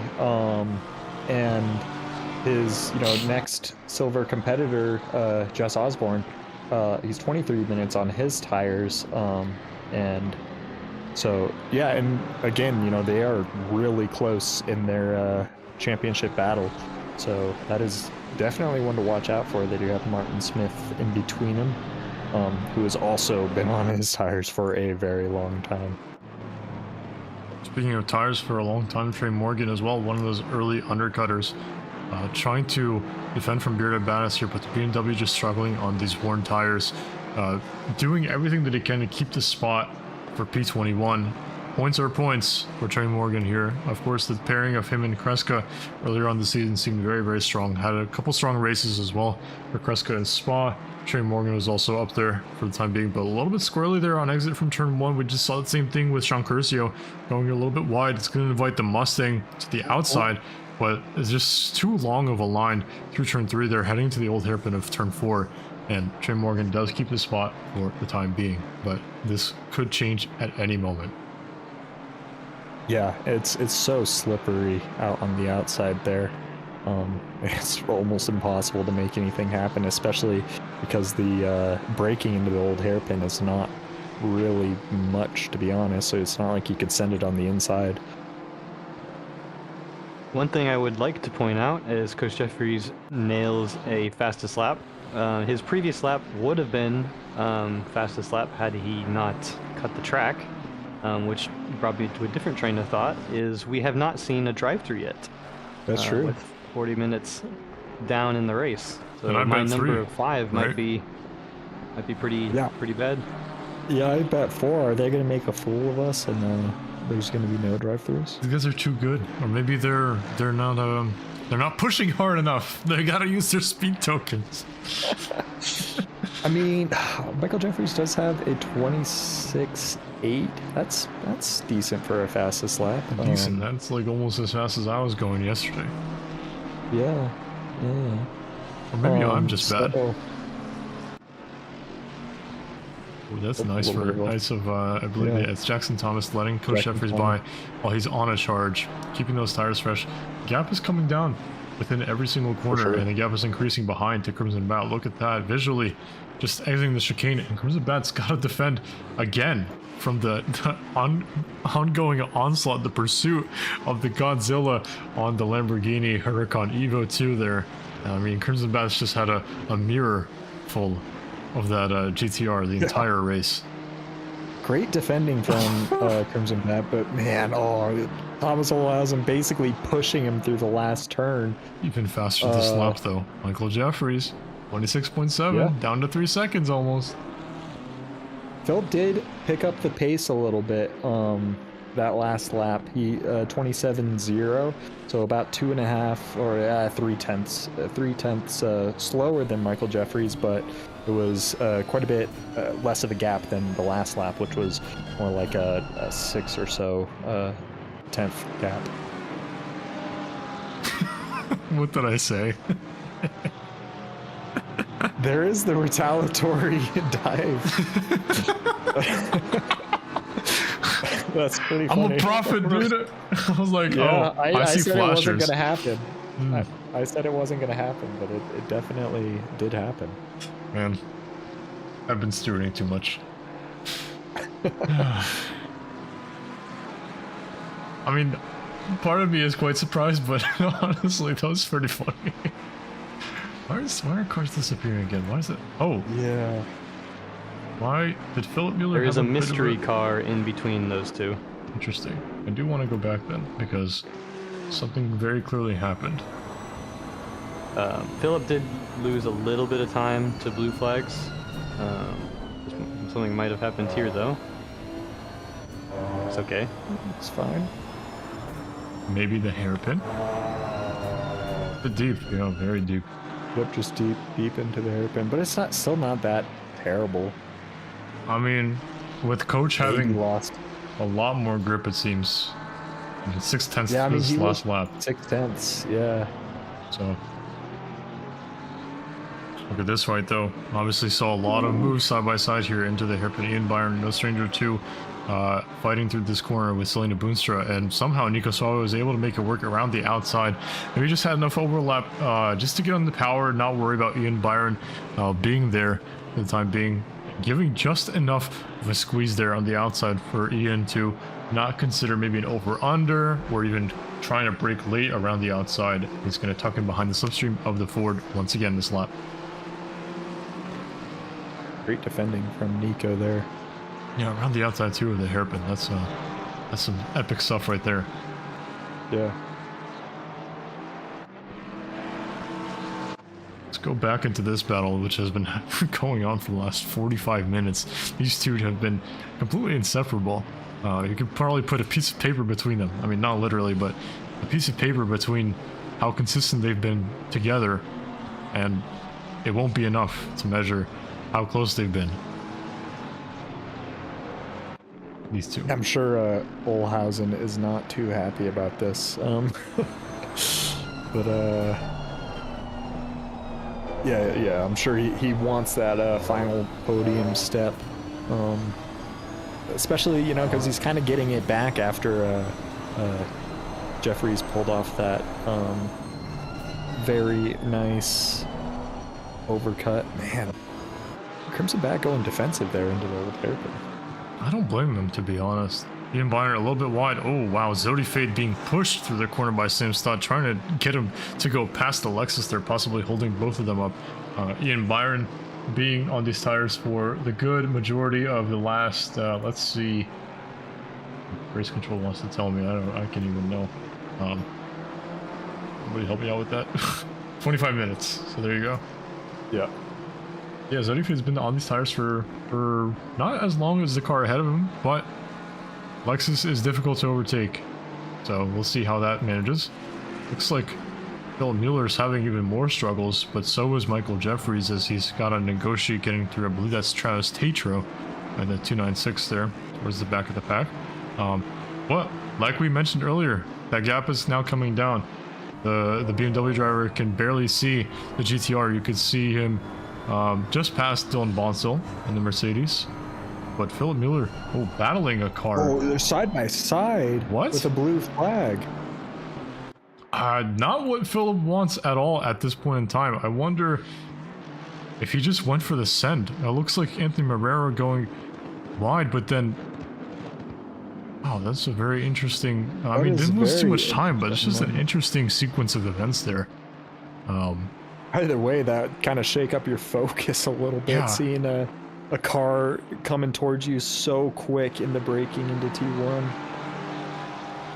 I mean, going back to this battle too, the Nissan's just no strangers to being a part of the on-track action today. I mean, oh, wow, Zodi laid on the brakes there, getting right to the rear bumper of the Lexus. Ian Byron, all three of them going off track. That's how hard they're pushing on these tires. But guys, we have 12 minutes left, 20% of the race to go. The race isn't over yet. Keep those tires in check, keep those track limits in check.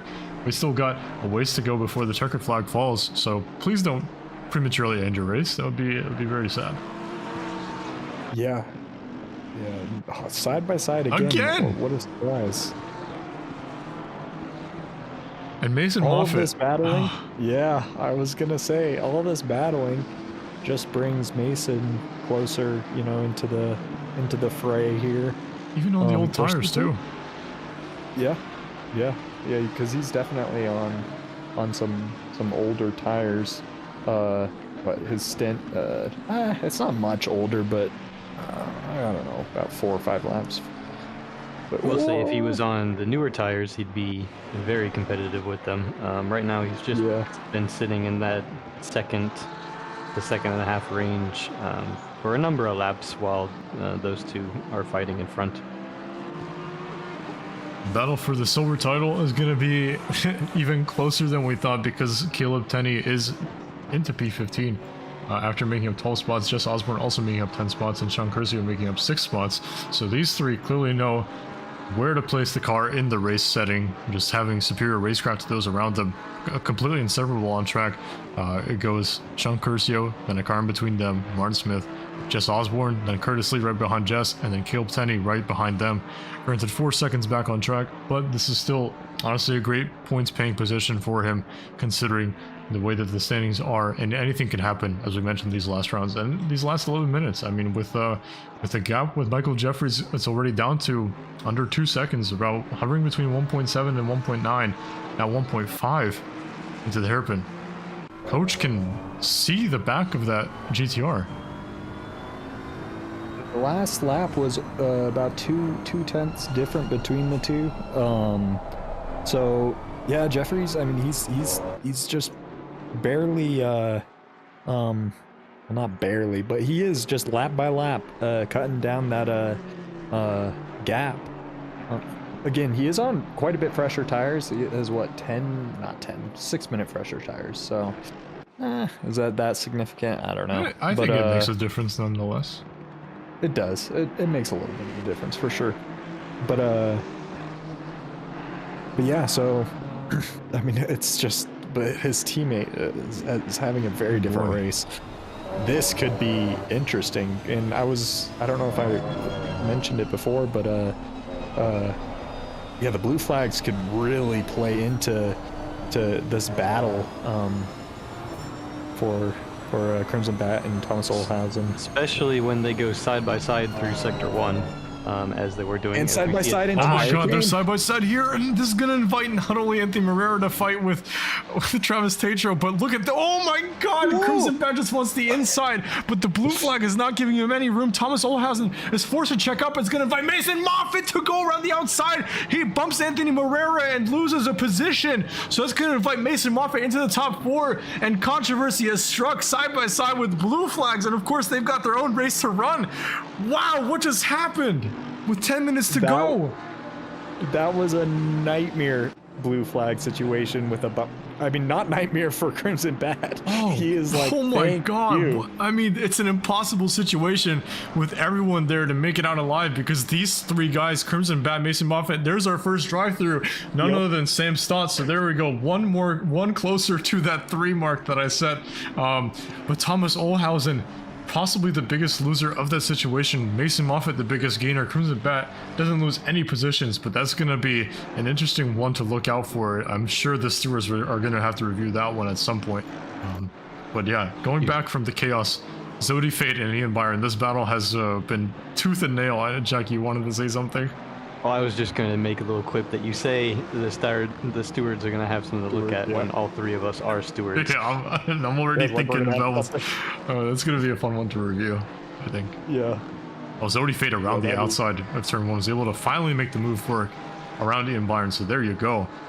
Move done for Zodi Fate. Well done. And Garrity. Whoa, whoa, whoa, whoa, what? I was going to, oh, Tristan Zamora. Oh, don't touch grass. Don't touch grass. What?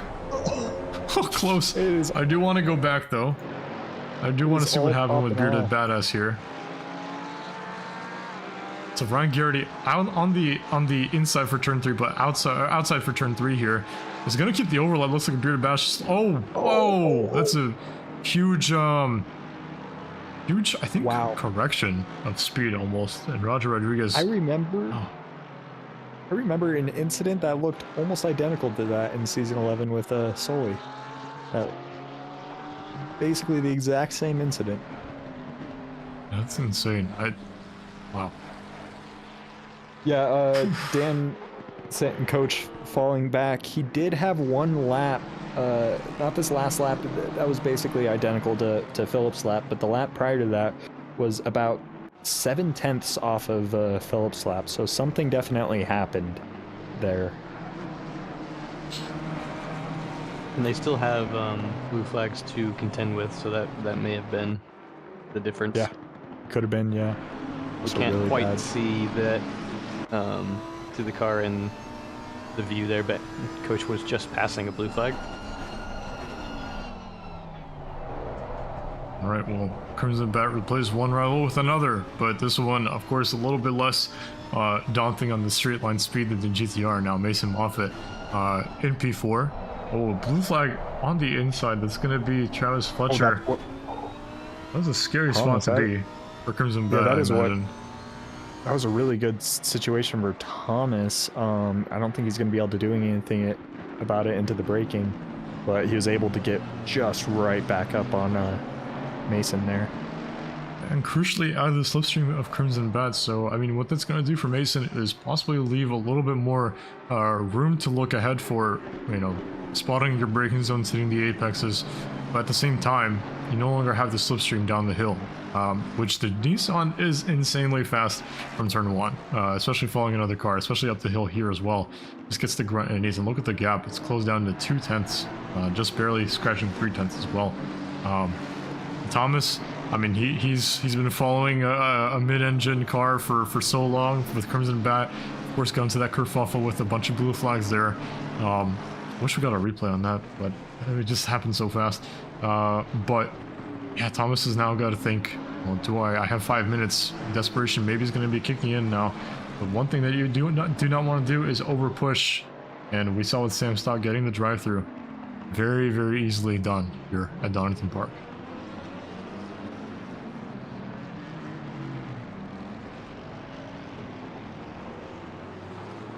Moves here. Travis Fletcher moving over for some blue flag traffic, looks like, but racing here. Wilder Vargas. Maybe Travis has got some kind of issue that he's nursing. I wonder if it's a fuel thing, because he's lost multiple positions in a span of 2 corners.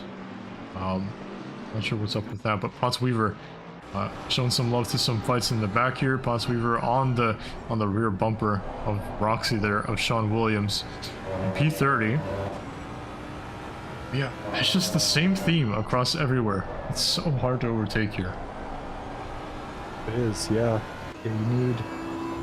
I mean, as we even seen with Thomas Olhausen in, you know, arguably the strongest car here, it's still difficult to pass. Very difficult to pass, especially, you know, when your opponent knows where to put the car. Difficult to pass unless you don't care about getting penalties. Yeah. Or you're just really lucky with other people, you know, perhaps going off and mowing the lawn, and, you know, all of that stuff. Perhaps. Yeah, I think we've gotten past the point of where, I mean, Michael Jeffries is still closing up. Last lap, 2.5 tenths quicker than Philip Mueller. Right now on board with Pat Cockcroft, trying to chase down Caleb Tenney, which could mean some interesting drama for the silver title. But Michael Jeffries possibly got past that window of, you know, the tire offset being strong. It still is strong. He's still closing up, but not as much as he was a couple laps ago. Yeah, and I would argue that a lot of the drivers' tire offsets has not been enough. We saw Jess just a little bit ago in his train. He had a good little bit of offset to Martin Smith and Sean Curcio, and still hasn't been able to get by the 2 of them. Yep. That's the story of Donington Park, my friends. Just pit early like Martin Smith does in P12. Even on those old Audi rears. Can't do anything. Just impossible. Yeah, we were talking about how he has a tough race ahead, and it was tough, but not for the tires, for that race start. But it seems like he's handling these tires well. He's staying well in this this battle. So yeah, just not able to find its way around. He's hanging out about a second behind right now. But what's a little bit closer than a second is this battle here. What is going on with race control? I think Trey Morgan is disappearing for me. Went from like P20 to P32 momentarily. A little bit crabbing there for some reason. I hope we're not having server problems again, because that would suck. Because it would take away from this battle that we're having. Of course, Mason Moffitt has got this prowling GTR that's been behind cars, like we mentioned, for the rest of the entirety of the race, and getting desperate, going out of the grass a little bit there through turn 3 into turn 4, gets the power down nicely, making sure he's not going out of the grass too much, possibly getting some pressure loss there. We had a pass. Pat Cockcroft got past Caleb Tenney, so there you go. We're gonna go back 15 seconds to see what happened there. And just had the inside line. Was he late on the brakes? He was. Just had enough overlap to maybe to have Caleb think about it. And it's gonna be a move for Pat Cockcroft into P15. Well done, Pat. The one elbowed bandit himself. Roxy Racing into P15. Final lap for Philip Mueller. Not final lap, but there you go. Final lap. Yeah, it will be the final lap coming up. You know what? I think it's because there's still some server stuff going on. I think someone in the pits was nothing in line. It just looks weird. Will be the final lap. Phil Mueller is in P1, but it's saying in P2, blinking him in and out. Good last lap for him, but Coach Jeffries putting on a heater last lap. Thomas Olhausen has gotten past Mason Moffitt. We totally missed that. Let's see what happened here. Looks like Mason Moffitt maybe just had a little bit of a slow chicane. Yeah, goes wide on entry. It's going to compromise his exit. Takes the defensive line, which Thomas Olhausen has been getting used to so much from Crimson Bat. But Mason Moffitt did not suss out the braking for that. Thomas Olhausen, nice over and under. Leaves enough room for Mason Moffitt on the outside. Just gets the exit done. There you go. The flashes come out for Mason Moffitt, possibly saying, "Hey, nice move, man." Or the other. Yeah, one. I'm sure that's what he was saying. This community is just so nice, so full of. We're so wholesome. We love each other. We all here. compliment each other on each other's moves. Exactly. It's like, wow, that was awesome, man. Hey, nice move, man. Totally not gonna hit you off as soon as the race ends. No, it was a nice move, but look at this. Tyler Egley is trying to send it as much as possible on the last lap. Wilder Vargas is off. Look how close these two are. What has happened here? Is Philip just lifting a little bit just to make the gap closer? Make it seem but make it more interesting for us. Yeah, make it more interesting. Philip Mueller comes across the line as a race winner for this season. Michael Jeffries, again, P2 for the third time in a row in a race that he's competing with the fastest lap. When is this man going to get a P1? Crimson Bat is going to cross the line in P3, so podium for him. Well done to him. Thomas Olhausen does beat Mason Moffitt to the line. So does Tyler Egley into P6. And Mike Gino, first time in the top 10 this season. Well done to him. P7. Good team points for him and Mason. And Michael McWilson gets a top 10 finish in his maiden return to D2. So does Selena, I believe, in P10. So solid race for her. We have Martin Smith. What a recovery drive. Oh, trying to fight with Sean Curcio. We tried the over-under. I don't think it's going to work with these very, very poor, worn-out tires. But it's going to be, honestly, a job well done. Round of applause for Martin Smith. Does a very, very strong showing into P12. Sean Curcio is the silver winner for tonight's race. A couple more battles here and there. I mean, Donington is just going to be no stranger to trains, even on the last lap. Ryan Garrity comes across the line, P21. Let's see anyone else battling here. Oh, Shane Lewis a little bit slow. Is he out of fuel? No, he's out of fuel. Somebody help him. Push him across the line. No, oh, he just...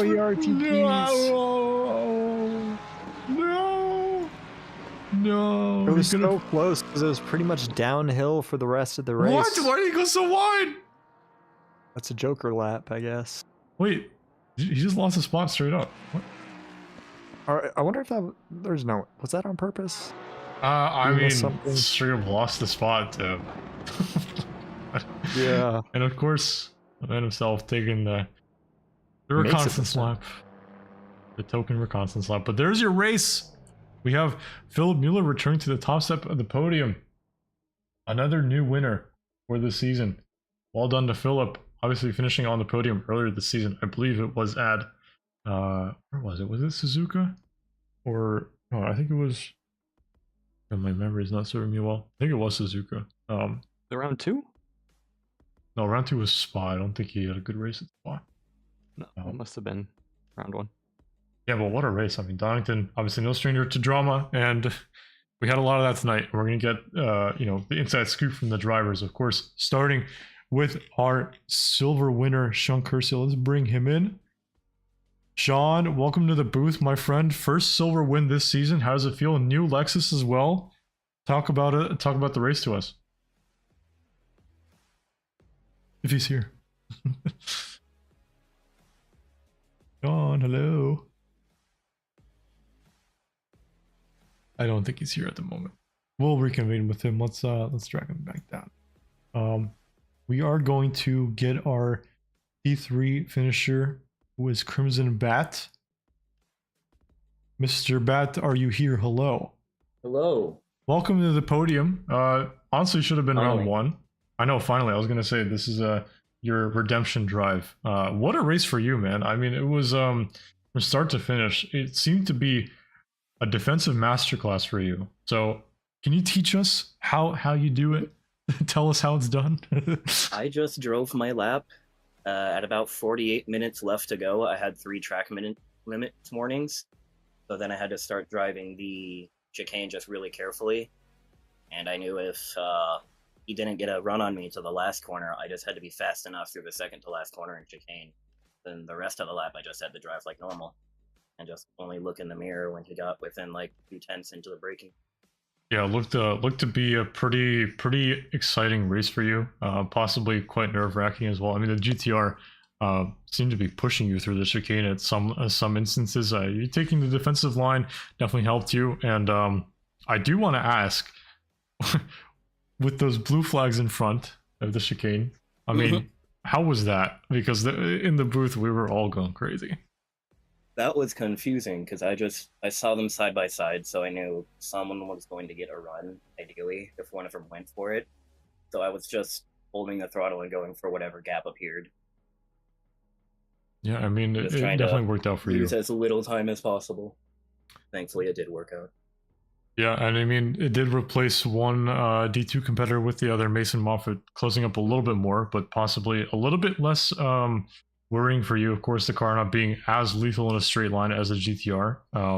Yeah. How was the strategy going into this race? Because obviously, Donington, you were mentioning that just driving your lap, driving your race, not really worrying about your mirrors behind you.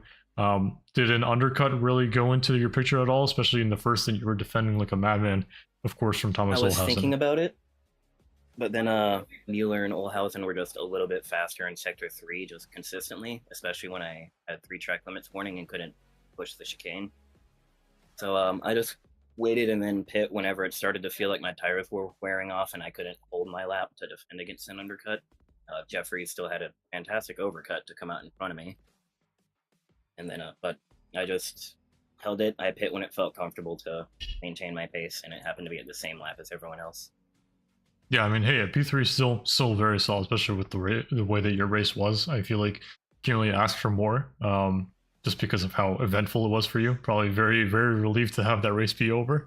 Oh yeah.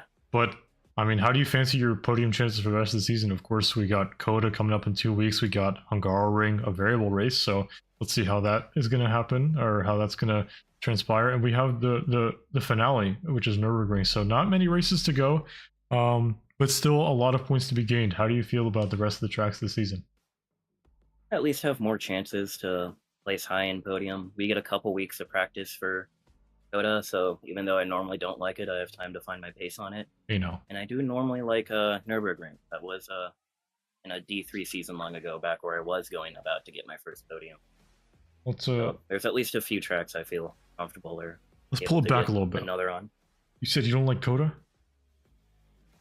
I just have not felt comfortable on it before. Maybe now that I'm in the Lambo and in a better driving, I can feel it a lot more. That's not the answer. Sadness. Oh, All right, I'm dragging you down. Get out of here. No Coda hate allowed. I haven't seen it in this real booth. life. If that helps. I've only been to. It doesn't Sebring. help. It's a fantastic track in person and on the game. I don't want to hear any slander anymore. Fair. But no, I understand it. I mean, the track limits, I know people share the same sentiment that it's a little bit annoying to drive, but listen, just gotta hook it up and it's just perfect. I felt big before I had a better feel for the car. Yeah, I'm sure you'll be up there. Jack, I know Donovan's in taking a bathroom break. He's probably back at this point, but I'm here. I'm here. perfect. I was gonna say, dude, where's the backup, man? The Coda hate. It's now even here. It's 2-2. I the feel, heck, I mean, man? Coda's known for that, so you know, divisive. I don't know. Well, I expect you to come to my defense sooner, Donovan. That's what I'm trying to say. I will. I'll be better. All right, Jack, Donovan, any questions for our P3 finisher? No, I don't. Yeah, think I got so. one. So throwing back to first race of the season, obviously the result was not what you had wished. Did that result come to your mind at all as you were defending for your podium position? Not really, because I just lost it on my own on first errors. So I just had to not stress myself for no reason and just stick to driving my lap. Nice. Instead of trying to push for anything and accidentally make a mistake. That's a very Yeah, I healthy mean, mindset to have, I think. It's what I use for the other competitions I do with RC in real life that have gone well. Oh yeah. Well, Donovan, you got something? Nope.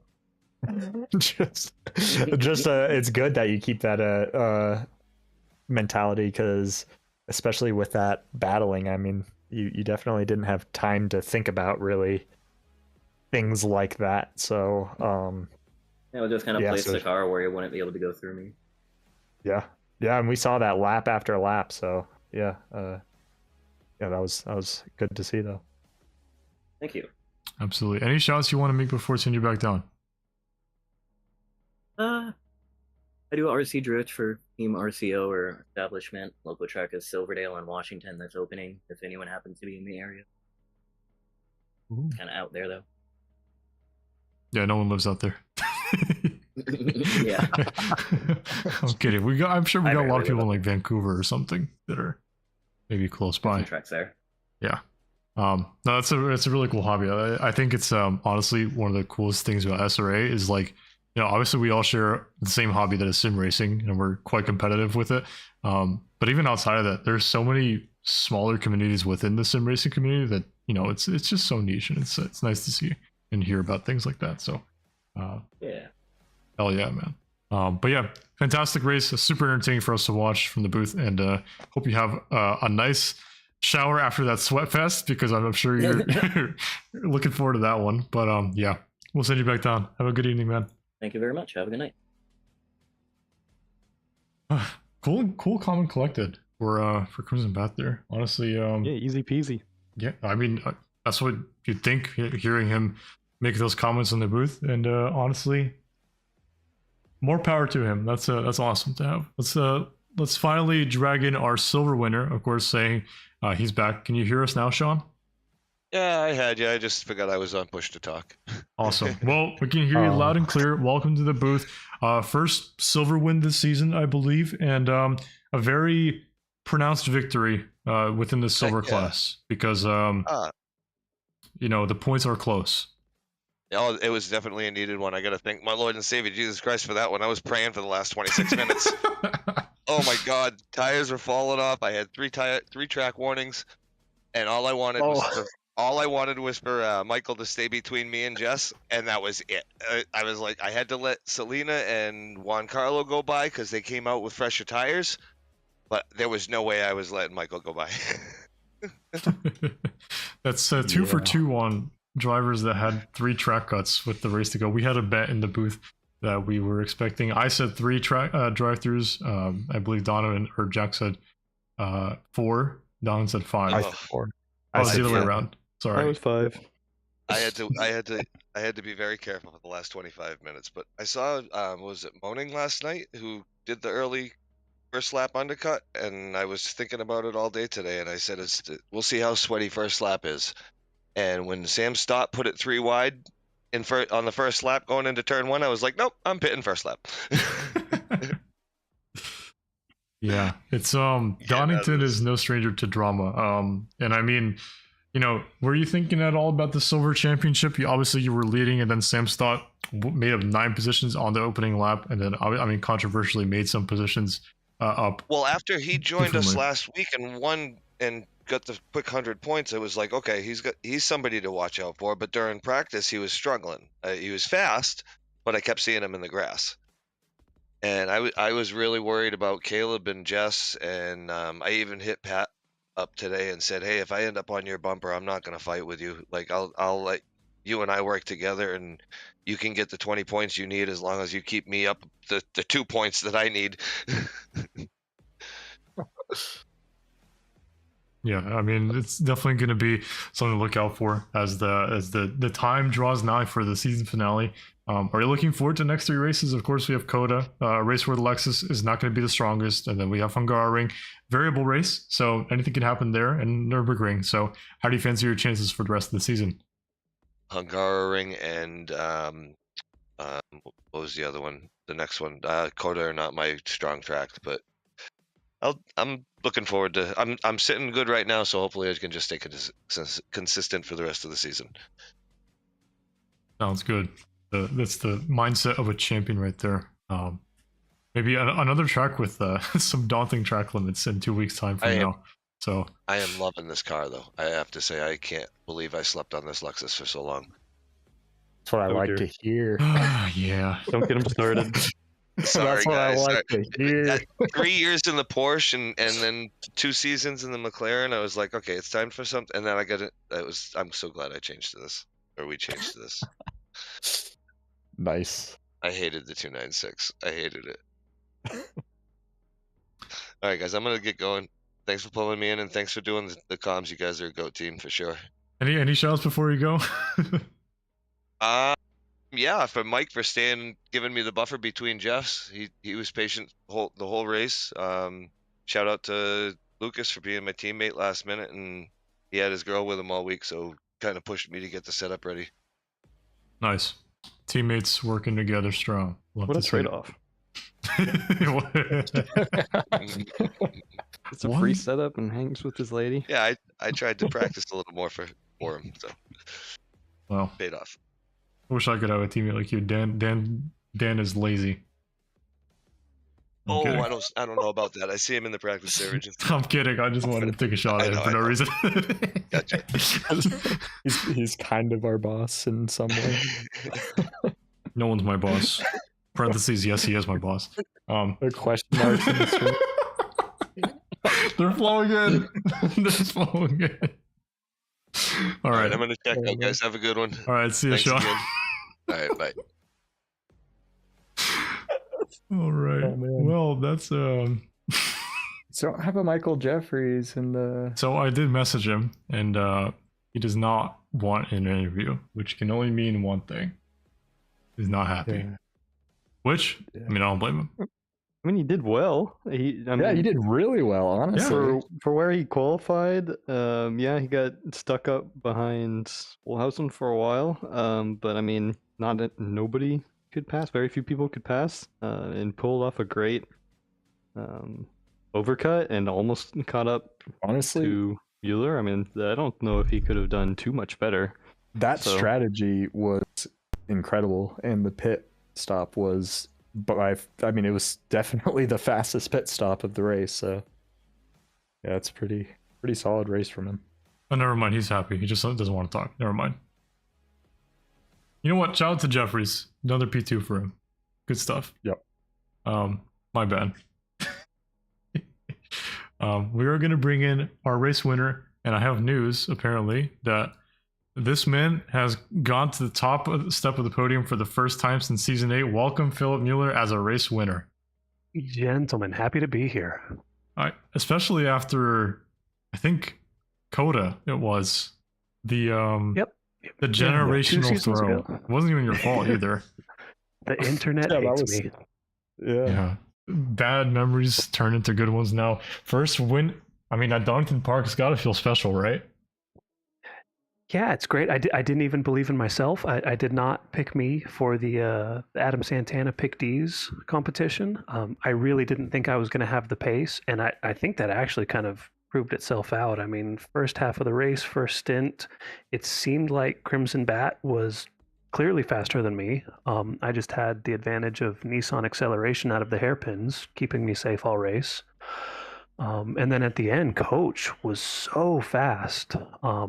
But, you know, little blue flag traffic worked out more in my favor than his. It didn't work in anybody's favor. Everybody was having trouble with blue flags. But, yeah, I think it cost him a second on me, and that's all that I needed to just barely eke out a victory in the end. Yeah, the gap got pretty close at the end. I was curious to see what happened because we were keeping up with your teammate for nearly the entirety of the race. I mean, he spent a lot of time following initially a Lamborghini, then a McLaren, then back to the Lamborghini on the last lap. So you had a pretty quiet race, but nevertheless, not an easy one to pull off. Did you have any a track limit warnings to think about? Because we are 2 for 2 so far on 3 cuts for the race. So wondering how many you had. I'm happy to be the exception to that. I had 0. This guy's a didn't even invalidate a single lap. He clearly had a Whopper before the race. Yeah, Whopper Wednesday. He was celebrating responsibly. Yes, sir. Yeah, there you go. I mean, jubilation for you, I imagine, after. Oh. My microphone! Oh, Stupid. no. Anton. Oh, God. Apparently, I'm not allowed to ask questions. Guys, do you have any questions for Philip? I don't know. How does it feel getting a win? You know, it's one race too early. I really thought Coda was going to be the one that I was going to attack and practice hard for. We've got 2 weeks now with the break week. Obviously, I'm still going to practice hard. But yeah, it felt like I guess I was. It seems like I was the only one who really kind of. I don't know. I didn't put out my full potential in qualifying. I think I was a tenth and a half off of my PB. But everybody else, I would say, underperformed compared to what they were capable of. I was shocked that Coach Jeffries qualified, 4th or 5th? He was really fast in practice. So yeah, shit, better to be lucky than good, I say. Hey, I would say you're pretty good.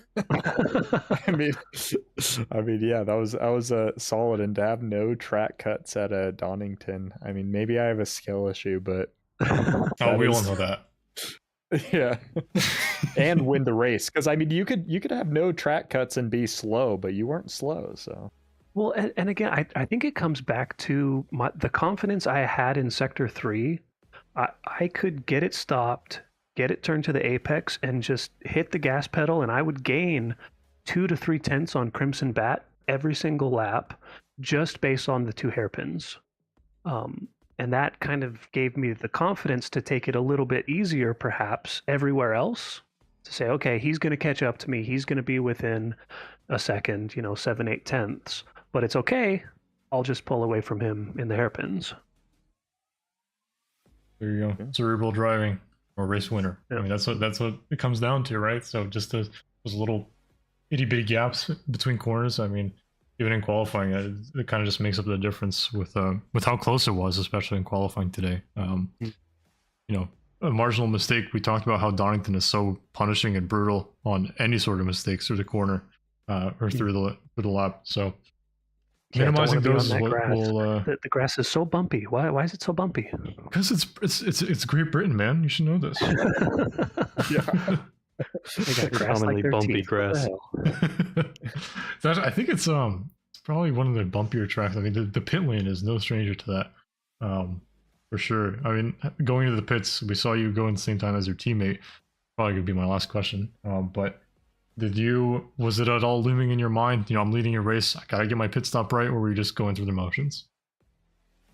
I definitely was worried about the undercut. Towards the end of my first stint, I was struggling on grip. And it was at like 32, 33 minutes. And it was like, you know what, that's close enough for me, man. And so I told Thomas, yeah, I'm coming in this lap. He decided to do it at the same time. You know, it might have been a mistake because so did Crimson. Maybe if he would have stayed out one more lap, the overcut would have been better. I don't know, but in the end, it's all right. Yeah, you got your win, right? Yeah, I got the win. He finished P4, I think it was. So, you know, neither of us are going to win the overall championship, right? All we care about is the teams. I wouldn't count it out. First, I would. Have you seen that kid Mason? He's he's pretty damn speedy. Yeah, but you were faster today, and I mean, at Coda, it's another track where drive-throughs are very, very possible. So, I mean, never say never. Yeah, fair enough. Fair enough. And you guys are both strong at Coda, if I remember correctly. Well, yeah, Coda's a good track for us. Hungaroring, maybe not. And then the finale at the Nürburgring, I've got a couple laps around there. Yeah. So around the better version of it, though. Exactly. Thank you, sir. Yeah. Well, we are on the topic of standings. Of course, it's not updated, but or on the live stream. It is updated on the website, and you are sitting P2 right now. Yeah, how about that? Only 49 points back off of Mason. Thomas Olhausen, P3, 53 points back. I mean, yeah, anything's possible, right? You know, Mason could pull a Coach Jeffries and blow up his brake pedal before the next race. Yikes. I wouldn't bet on it. You know, he seems to have, you know, pretty good skill, pretty good luck. He's the clear favorite, but I'm happy to play the spoiler if need be. Please do. We need more drama. No, this isn't Drive to Survive. We're not manufacturing anything. We're very honest. I will about if I our need to. position I'm going to create another Bob fiasco like Laguna. Oh God, that was don't totally even me. get started. Anton, why would you do this to the poor Nissan? What do you mean Thomas won that race? What are you talking about? Yeah, but I could have been P2. I guess, yeah. It's okay. I'm sure you guys are gonna be close when the season rolls around to the end. But until then, any shouts you want to make before we send you back down? I mean, obviously, shout out to the broadcast team as always. Oh. Shout out to all the various and sundry, you know, people in the community that I get to hang out with and do endurance races with. It's been, you know, pretty fulfilling lately, the amount of people that I just get to hang out with, like Jack Krause and Thomas Olhausen and Dick Zipperburn and the rest. I did an endurance race with Sam Stott. His name is confusing to me. He didn't thank me last race, but his Honda setup that he got P2 with or won with, that was my Honda setup. Oh, so that just it's a great community. I love being a part of it, and thank you to everybody. Ask me if you want a Honda setup. I got you. Backhanded shout out right there. He didn't thank me. I was so offended. Like, dude, he's new to ACC. He's so talented, right? He's an iRacing main, right? He comes into ACC and he's instantly on pole in Division 2. Like, the guy is so good. And I'm just like, here, have a Honda setup. And then he kicks my ass with it. How rude.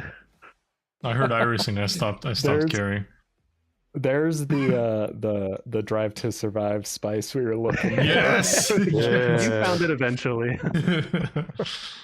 All right. Well, amazing shouts as always. Of course, Philip, no stranger to the booth, as he has been a host for many, many seasons. Always a nice voice to have in the booth. A lovely voice to listen to. Yes. I imagine, Philip, go enjoy your celebrations. Like you said, one race too late, but I'm excited to see you maybe on the podium next race. We got Coda coming up in 2 weeks' time. Hoping to see you up there. But until then, have a great evening, my friend, and enjoy the victory celebrations. All right, thank you, guys. All right, and as we previously mentioned, again, Coda in 2 weeks' time. Of course, we are off next week. Go enjoy a nice martini, margarita, drink of choice, whatever, by the beach if you are next to one. It's going to be sunny and nice outside, I hope, and not raining like it was at Monza. But yeah, it's that time of year where the sun is out. It's going to be a nice one. Enjoy the time with your family or whatever you may be doing. I know I will be enjoying my classes, my summer semester. I'm not sure if that's an enjoyment thing, but Be drinking. you know what I will be enjoying though after tonight? Some Forza Horizon 6, baby. You know what I'm saying? Oh, Yeah. a Whopper Wednesday. On Whopper, it just keeps getting better and better. Oh my god. But until then, until next week, I have been your host, Anton Rushrich, once again joined by Jack Krause, the very, very handsome man in the middle with the suit, and Donovan Colton, also very handsome with his long hair in that picture. Totally long hair. Guys, thank you so much for joining me this week. Any closing remarks before we end the stream? Nope. All right. Happy holidays. Happy holidays. Happy Memorial Day. Happy May stuff. Very cool.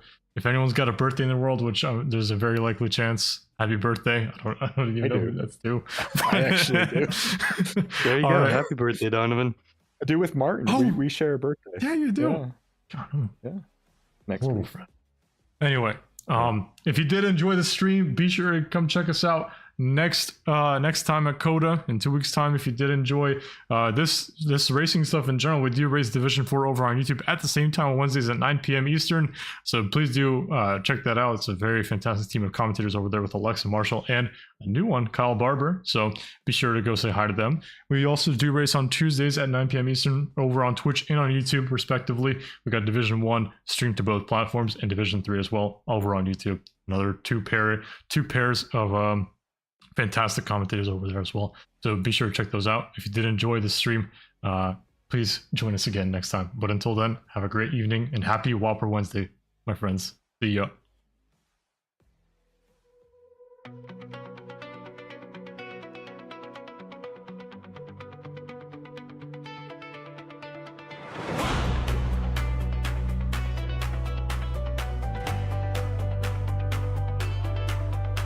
When I was just a new driver, I asked Coach Jeffries, what will I be? Will I be speedy? Will I crash out? Here's what he said.